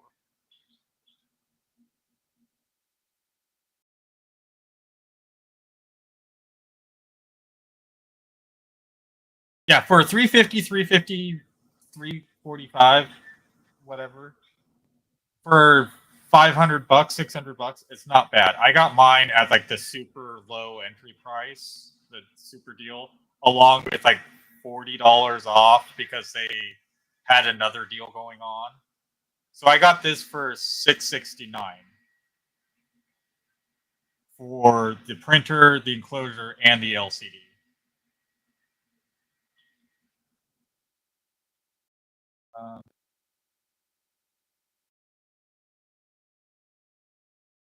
Having a non-dairy grilled cheese, not bad. I think I might go to Taco Bell after the stream because it's just down the street. Sounds so good right now.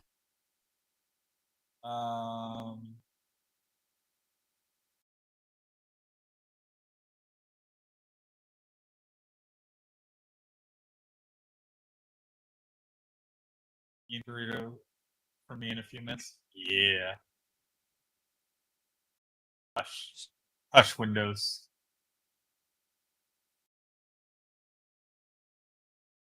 Of course, no problem at all.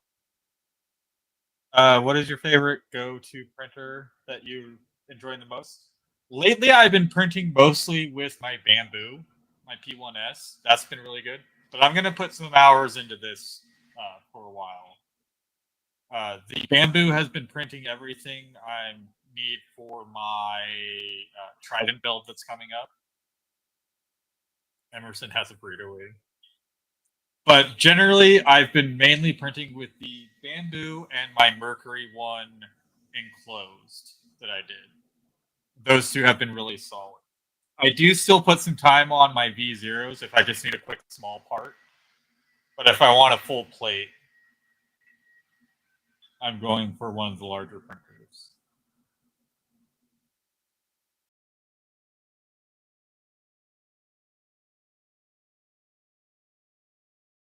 Yes, it does have the, if you see in the camera, in the stream camera, up here up top, it has the AMS on a riser. I do multicolor once in a while. Mostly I use it for filament rollovers. Like the first two I have are electric lime ABS, and then the second two I have are carbon fiber.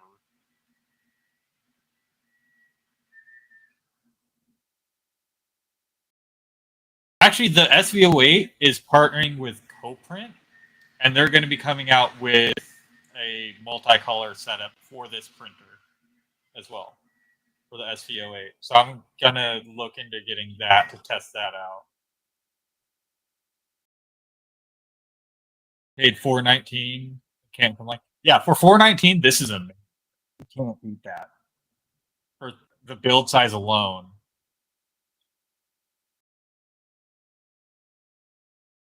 I wanted to try the 3D milling setup. The latest versions of the 3D milling look really good. You can do a lot more with them. The first versions of them were kind of a pain and kind of dangerous because you could kill a driver with it because there was essentially hot swapping motors while they were live. Dragon Tail. Soon. Very soon. It looks like we're starting to get that. Wait. Yeah, V4 automates a lot. Like they have sensorless homing for the filament, which is pretty sick. That was one Sarah was looking at not too long ago that we were thinking about messing with. And it's cheap. It's $180. Yeah. I like the AMS setups just because it's like filament stored and kind of like a filament protector all in one. Ooh, exciting. How's it? I've been liking it so far. It's been pretty solid. The profile has been set up nicely. Like I've made 2 changes from their standard profile in Orca Slicer, but other than that, it's been great so far. The first print was a speed Benchy. Like it doesn't look perfect here. This one, that's not it.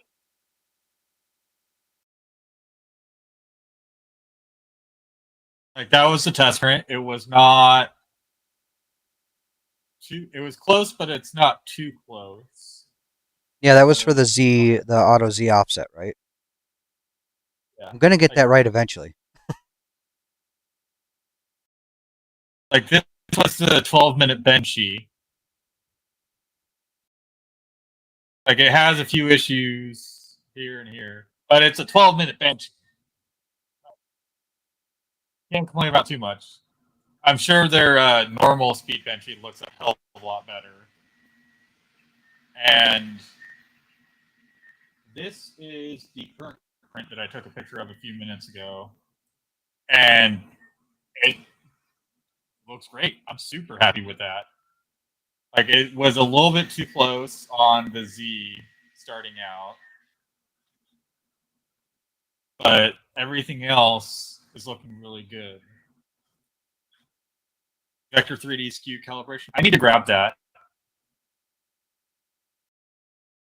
I think it's a couple bucks. I don't mind supporting him. He's really cool. Actually, just picked up. He had a sale going on of a bunch of the Voron lights for like $3 for 270 millimeter sticks, and I bought like 5 of them. Like he's closing out. I'm saving some money on him.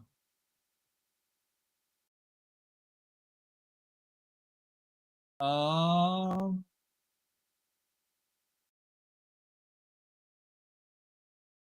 your site, what filament do you suggest for my Ender 3 V3KE? I'm going to try to fit in.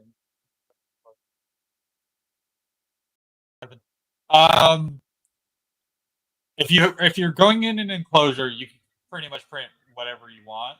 Generally, if you're starting out, I usually stick with PLAs to start, or with a PET G. But it really depends on what you're printing.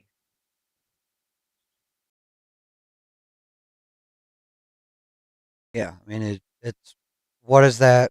What are you printing? What is that print doing? Like if you're printing something that's going to be outside, you can't do PLA. You got to at least do PETG, if not ABS. If you're doing like figurines and stuff like that, or just little knick-knacky things to get into it, PLA is perfect because it's easy to print. PETG is one of the hardest to get tuned in real well. ABS surprisingly is actually easier to print than PETG. It just requires an enclosure and lots of heat. Yeah. But PETG can be very stringy. Lithophane. For that, I generally just stick to stock white PLAs. Yeah. For lithophane. So that's going to be your best option. Or they make that semi-transparent white PLA works well too. Yeah. Our Easy Choice white PLA is only $20, so that's going to be a good option.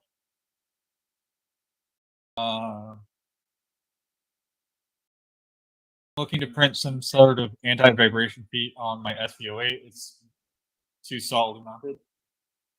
Actually, oh no, I did that. These rubber feet aren't too bad, in my opinion. It is shaking this desk quite a bit.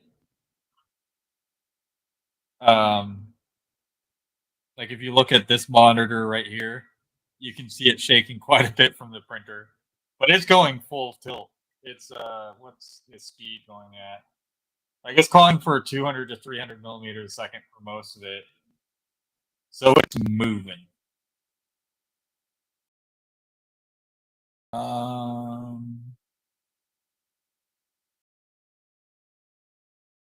What else?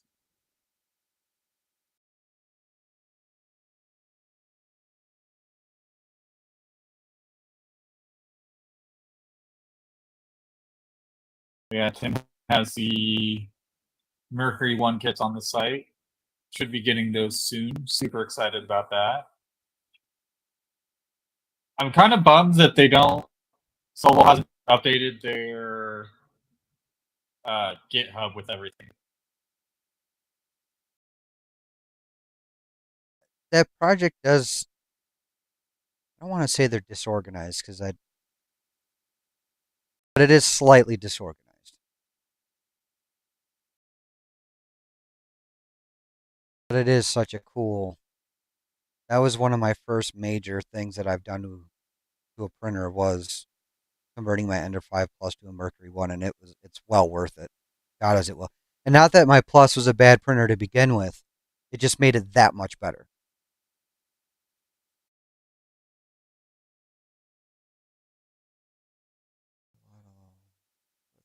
Black with sensory glitters. Check out our evil pickle.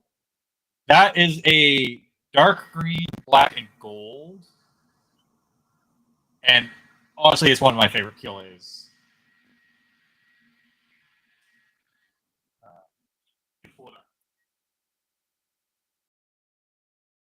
What's Vector 3D's skew calibration? What is that?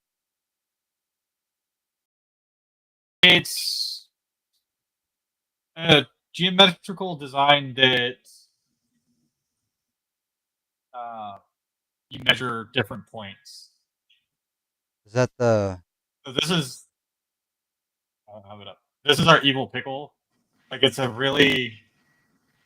It is a transition filament. So if you wanted a solid color, it's not the best for that.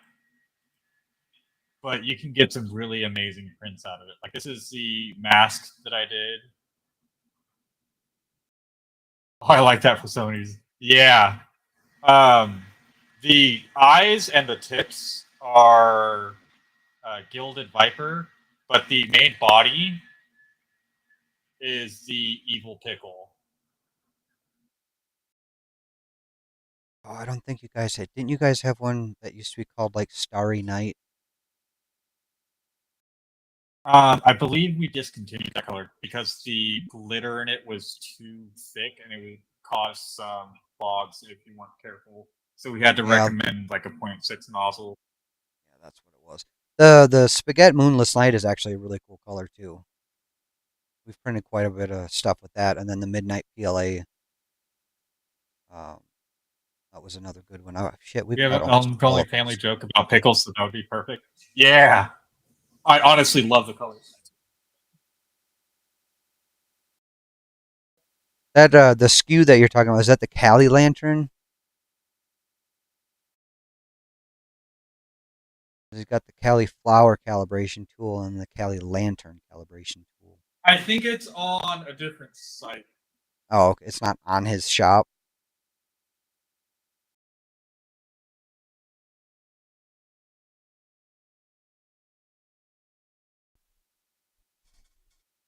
The 3D skew calibration lets you compensate for skew at the Klipper level. It's on his shop. From what Chad is saying. All right. I'm actually surprised how fast this print is getting done. How 36 minutes left. Okay, it is the Cali Lantern. All right. Thank you, Chaz.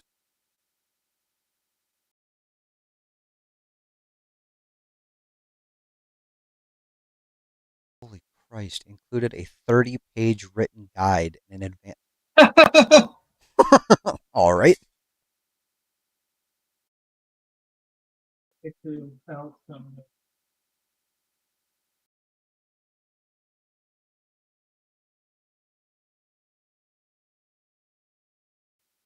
Yeah, 30 pages. I'm going to assume it is very thorough.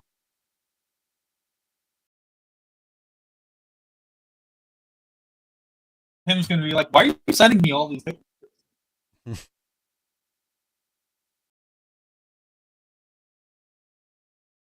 this is where we're at right now. Like, there's a little bit of drooping with the overhang on the chin that you probably wouldn't see at a smaller layer height, but this is scaled up 300%. Yo, that's looking beautiful. And I don't see like a whole lot of Z banding or anything. No, not at all.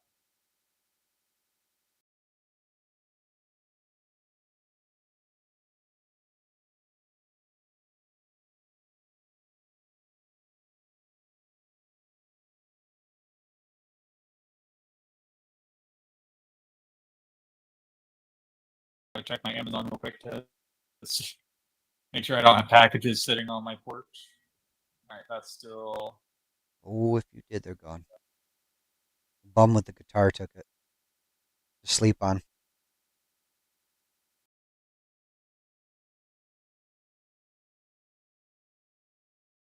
A little bit of a longer stream than normal, but I'm still happy with it.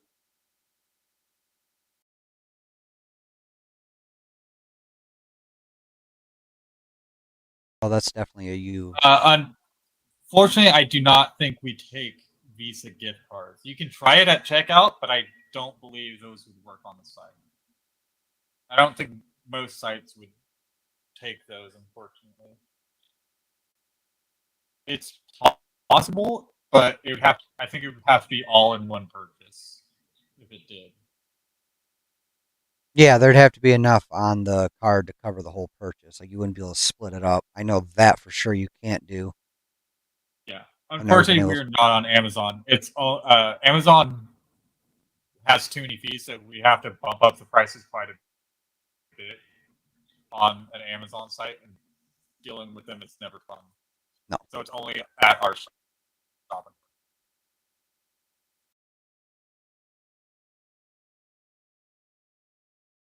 No, on Amazon, Amazon's a place where a business has to do a shitload of volume for it to be even remotely worth it. And that's why yeah, and if you notice too, if a lot of these bigger companies, if where they have their own web shop and then they also have a shop on Amazon, you'll notice the prices on Amazon are higher because they have to make And that's up for cover all the fees and fees. yep.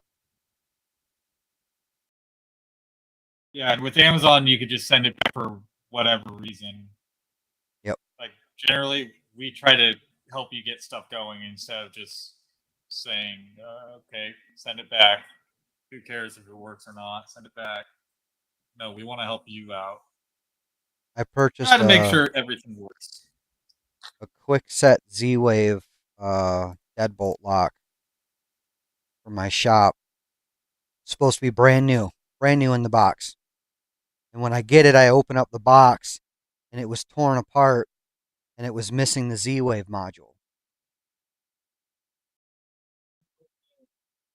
And that's generally, Amazon in a if I nutshell. get anything, if I send anything back through Amazon, I write all over the box and on the inside, like this is used, not working, returned, just so they can't outright resell it without somebody actually seeing that.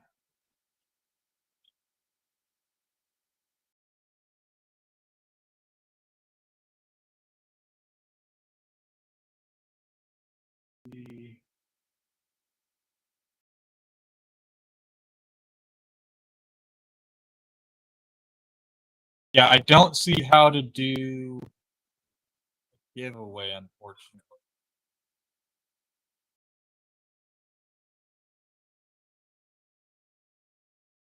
Like all those commands Tim has set up, but I never can see them as he puts them in. And I'm not sure if I have to be signed in to his Streamlabs account as well, because I'm signed into my own Streamlabs account.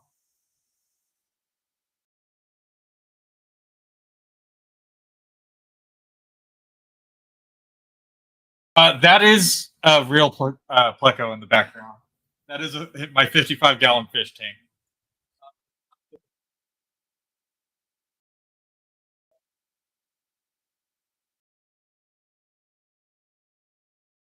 3D ruler.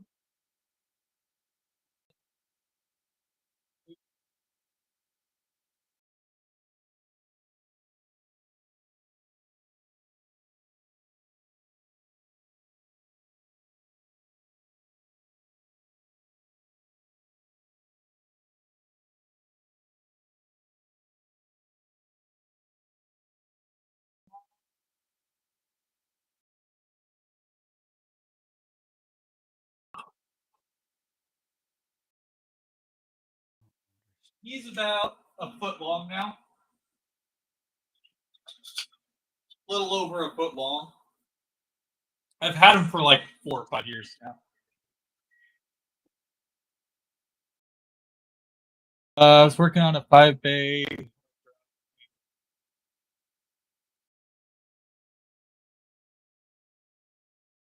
Generally, I don't worry too much about dimensional accuracy because back in the day, you did have to like tune a few things, but with a lot of the printers that are coming out now, most of the profiles are pretty well tuned that just need a little bit of tweaking. And if you do a good flow test, you really don't need to do much else. The LS tuning guide is a pretty solid guide that'll help you get your printer printing about as best as it's going to get without having to spend shitloads of hours. I think you originally made it specifically for the 2.4, but for the most part I've used it to tune the flow and everything for the K1s, for my enders, for the SV06s. So even if you want like some basic tuning, just Google search the LS tuning guide and get you on your way. Why am I missing pause? Very.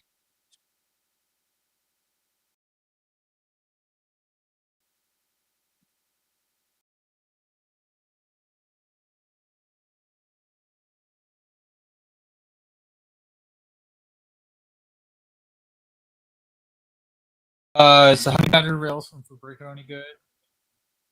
I have 2 of the kits from Fabrico, and both of them, I have the like black rails and the stainless steel. Both have been great. And I'm pretty sure, Emerson, you have rails from him as well, don't one of his kits? Yeah. So Fabrico? my linear rails from my Mercury are from Fabrico. They're the Honey Badger rails. And then they actually sent me a Honey Badger linear rail to replace the shitty one that came with the original Voron tap, the Chaotic Lab one. And they're great. I've never had an issue with them. Can't complain. My tap kit from Mello actually is really good so far. The quality was really good. The rail, there was no play in it or anything. I was actually really surprised about that because I've heard a few issues with people with the like Chaotic Lab ones.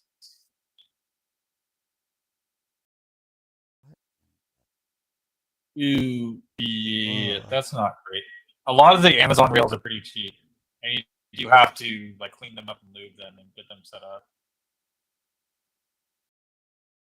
Yeah, I mean, anything that you get from Amazon, even if it claims its name brand, you're gambling.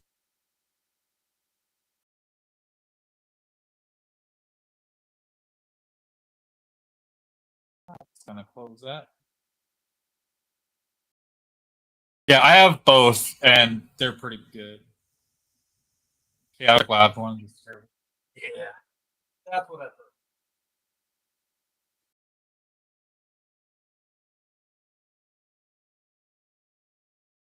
I have Voron in a boxes or in bins.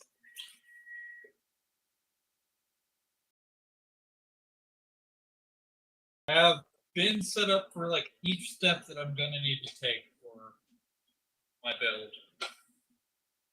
Everything's organized, set up. This is the Mellow 3 cap, and it has like no plate. The magnets are really solid. I don't expect many issues from it.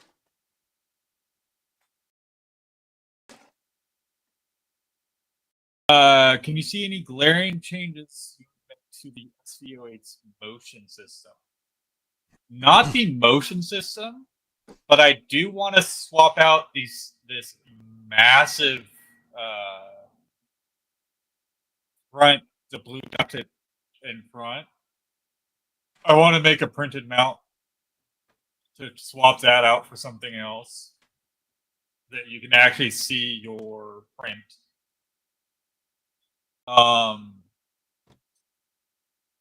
There's also a spare IO 5-volt header and ground on it that I kind of want to put like a nozzle light or something there. Other than that, it's mostly playing around with their stock configuration files.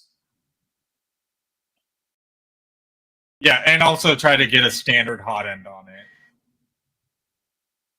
But I do want to play around with their configuration files to clean up like the starting G code a bit.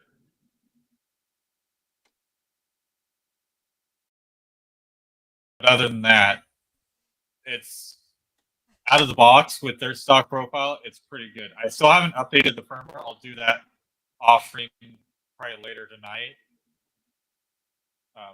I'm pretty much just waiting for this to finish, then I'll stream and go get some food that I haven't eaten today. But it's honestly, it's a solid printer. For the cost, you can't really complain too much. I know like Nero had an issue and a few other people had issues with like the Z drift and whatnot. But it looks like they are working on it. They are already come out with a new firmware update. Mine was just a little bit close on this print, but the initial Z offset calibration and Benchy were both perfect first layers.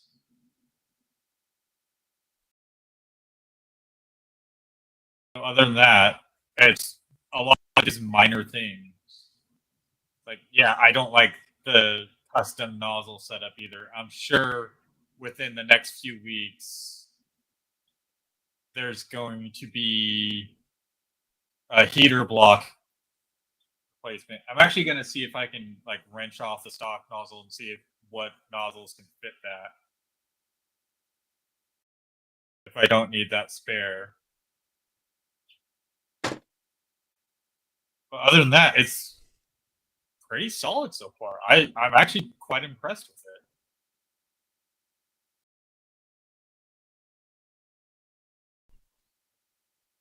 Especially for the price that I paid for it. Like I did the full kit with the LCD or the touchscreen and the enclosure kit, which is who knows where because they haven't said anything. I'm heading up my freezer right now. Yeah, I need to go get food soon. That's like my main gripe right now is that on their website, it's saying all items have shipped, but in their Facebook groups, people are saying that they contacted support asking where their stuff is. And they're saying it's still in development or something. Heater block, what do you think about the copper heater block? Personally, I do love the copper heater blocks. I have multiple Fadix Dragonfly BMSs. Can you not hear me? Hello, hello? I can hear you. Okay.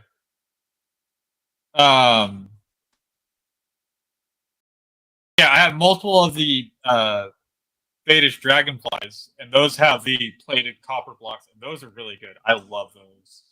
I have them on 3 or 4 printers now. I have the Fadus Rapidos. Love those.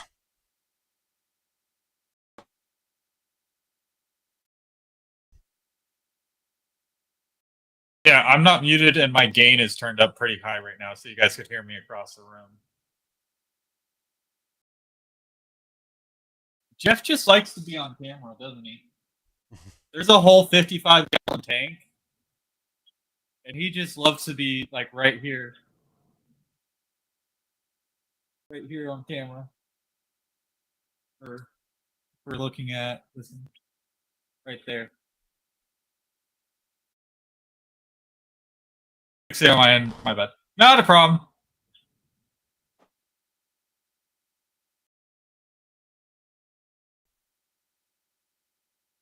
Honestly, with the like second fan in the back, the little 3010, the cooling all around is really good. I don't like having like multi-ducted single fan setups where it splits the air too much, because every time I've designed them and used them, I am never pleased. There's always one of the ducts that's getting almost no cooling whatsoever.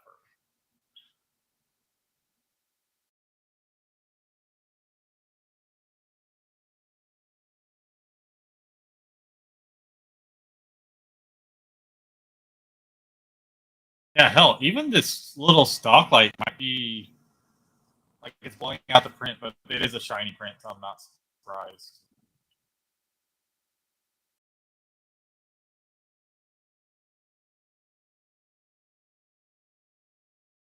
There we go. See the print a bit. What? Huh?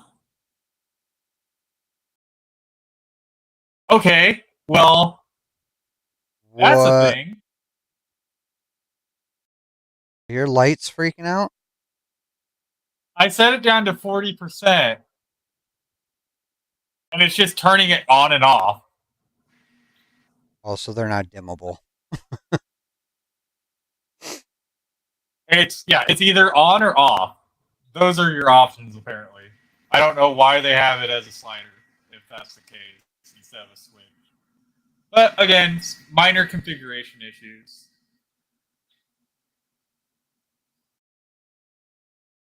Bug number 28 found.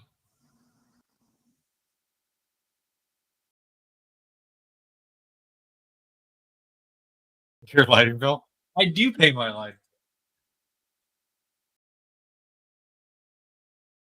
Actually, it didn't look.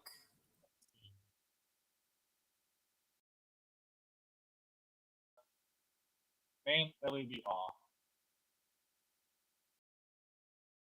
With just the room lighting, it doesn't look too bad. Mostly because the filament is really shiny and it's glowing.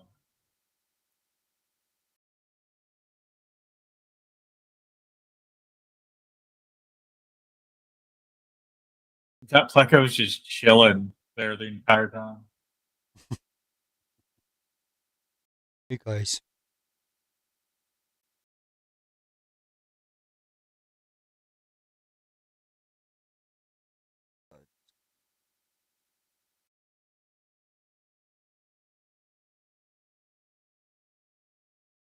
Yeah, later tonight I'll move the bamboo over, move off everything on that shelf.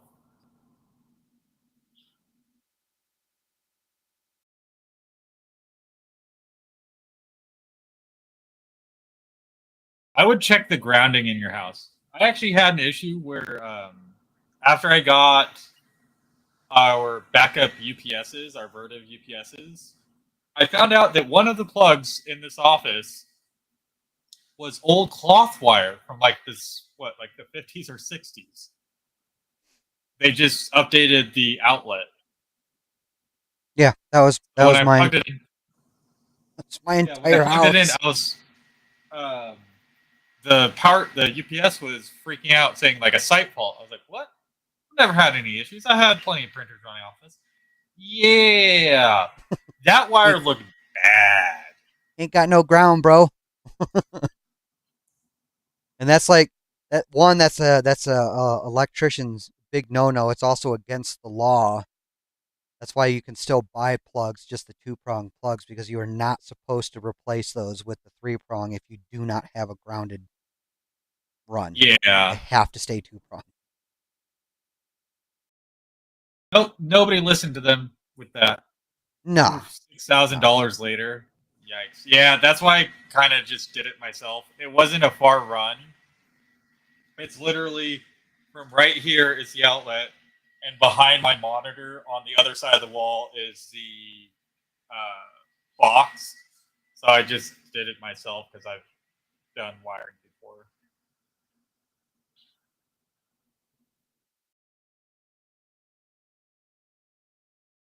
Yeah, I actually just bought another shelf like the one the bamboo is on for my printers because I now have this the SV06 plus a 300 cube Trident coming. I also have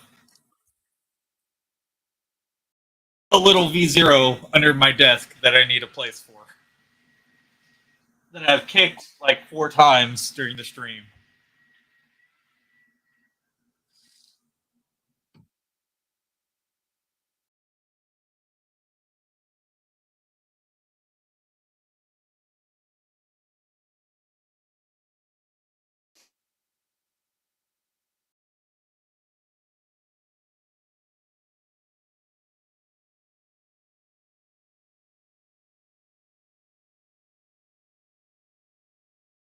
How long has this print taken so far? Full an hour and a half. Estimated 2 minutes left or so. That is not bad of a print time for something this size. What are you at? Hour and a half? Yeah. And it's for 300% scale, and it's almost done. New Rat Rig 400 coming. I think we have some sort of. Well, I think you can get the rat rig at 500, can't you? They have a 500 millimeter option. Tim is planning on getting a 300. But here's the thing. You don't need faster printer. If you want faster printer is more printer. So just get another printer and you'll be faster.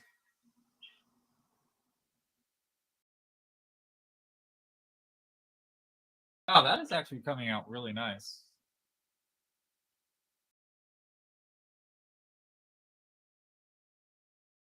All in all, this has been a really solid printer. I am super pleased with it. I'm not regretting my purchase at all right now. Just like any printer that I get, like an Ender 3, Ender 5, anything that I've had before, there's always tweaks and updates and things like that that need to be made. Yeah, exactly. So I can't fault them for any of the stuff that I'm going to have to do, like update the firmware and things like that. They are working on it, so that's good. How long they're going to work on it is another story. That's my only concern is how long are they going to maintain their fork before they lose interest and move on? If they do stop maintaining it, there's plenty of room under the control box or under the bed for plenty of other boards and mounts and things like that. There's 2020 extrusion under there, so you could make a mount for pretty much anything. The Toolhead board is not really too big of an issue because, again, there's already designs for replacement tool heads, and it's not going to be too hard for somebody to make something from like Big Tree Tech as a compatible option. Right. I mean, I know Tim has his worries and his qualms with the tool head boards, but mean, I gotta say, with as much as my K1 Max has run, that's actually, that thing's literally only run either ABS or ASA, so it's printing hot as shit. The parts that it prints are big prints that print 10 hours at a time. I've never had a single failure due to like a timeout issue or a connection issue with the Toolhead the way I did when I was trying to run the my 5 Plus Mercury 1 with CAN bus. So I'd love to know how that that shit's more reliable. Um, because like the board that's in that's getting replaced out of my Mercury 1 has an STM chip in it, so it's not like it's a shit chip. Yeah, CAN And in bus. fact, the tool bus, the toolhead boards on these K1s, I think are GM chips. They're not STMs. So what the fuck? Like what did they do? I couldn't even get my CAN bus board set up correctly for it to read.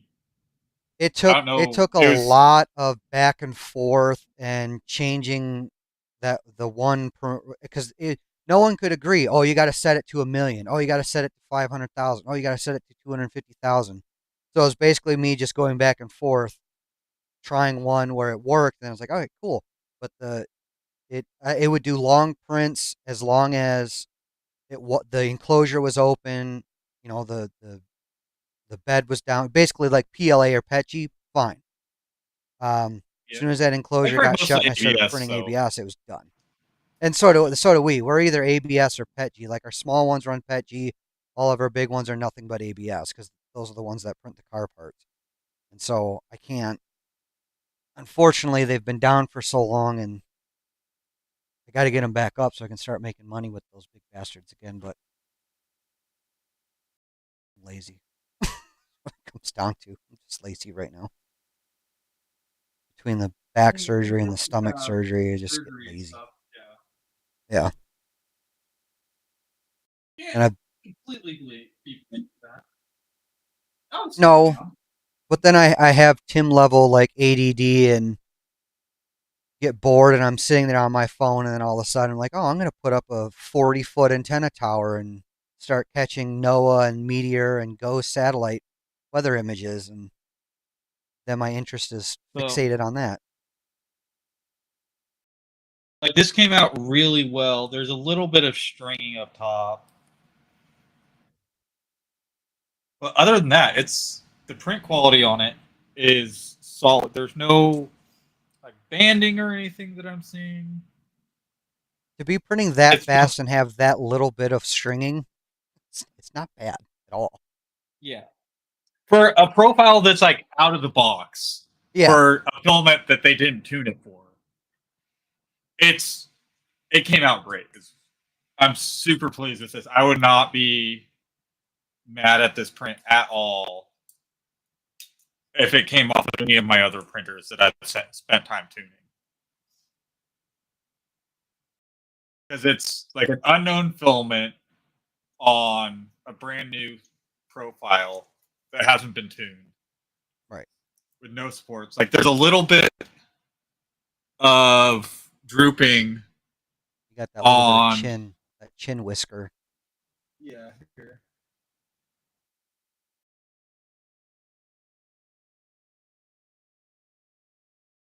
An A bit, it is Yeah, buggy, there's and I this little bit of drooping. yeah, I mean, and Other than that, and you can see back here, there's like that a little bit of little bit of stringy. fuzz. Yeah, but you're also printing fast as shit. At like 200 to 300 millimeters a second. Yeah. It's nothing a little Yeah, I finger wouldn't be swipe ashamed with that. can't take away. One little bit. Yeah. Yeah. Just a heat gun, finger swipe, and you're good to go. He drills a little bit. He's young. Exactly. I'm actually planning on giving this to a friend.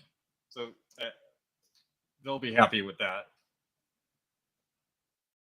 Yeah, Like A bit. there is. I thought about hooking up a USB just to try, but that's my Mercury 1 is my workhorse, and I don't have time to try anymore. So it's just going back to umbilical, and because I know umbilical works. The STL is on printables. It's called the Cali Dragon, and that's for free for everybody. But yeah, all in all, I didn't deal with the stock fan for the enclosure. I switched that out right off the bat, so I didn't have to deal with that noise. That fan is a hell of a lot quieter than I thought it would be, and it's moving quite a bit of air because it's a 40-20 instead of the 40-10.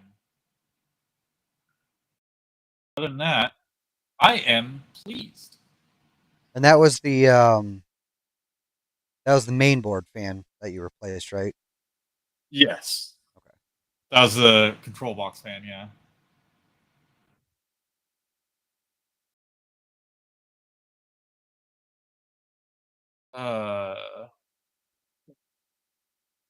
And with that, I think we're just about done with this stream.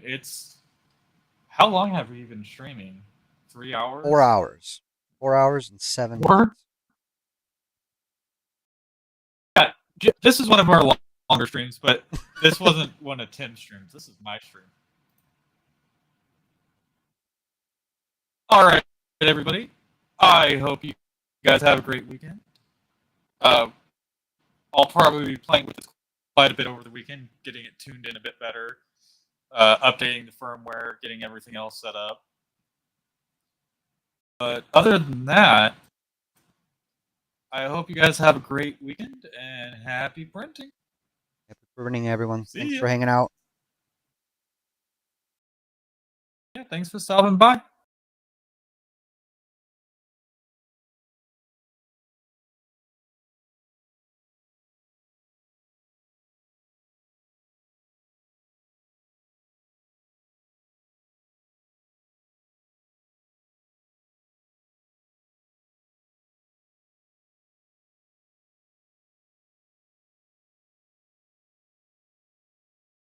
Well, there's start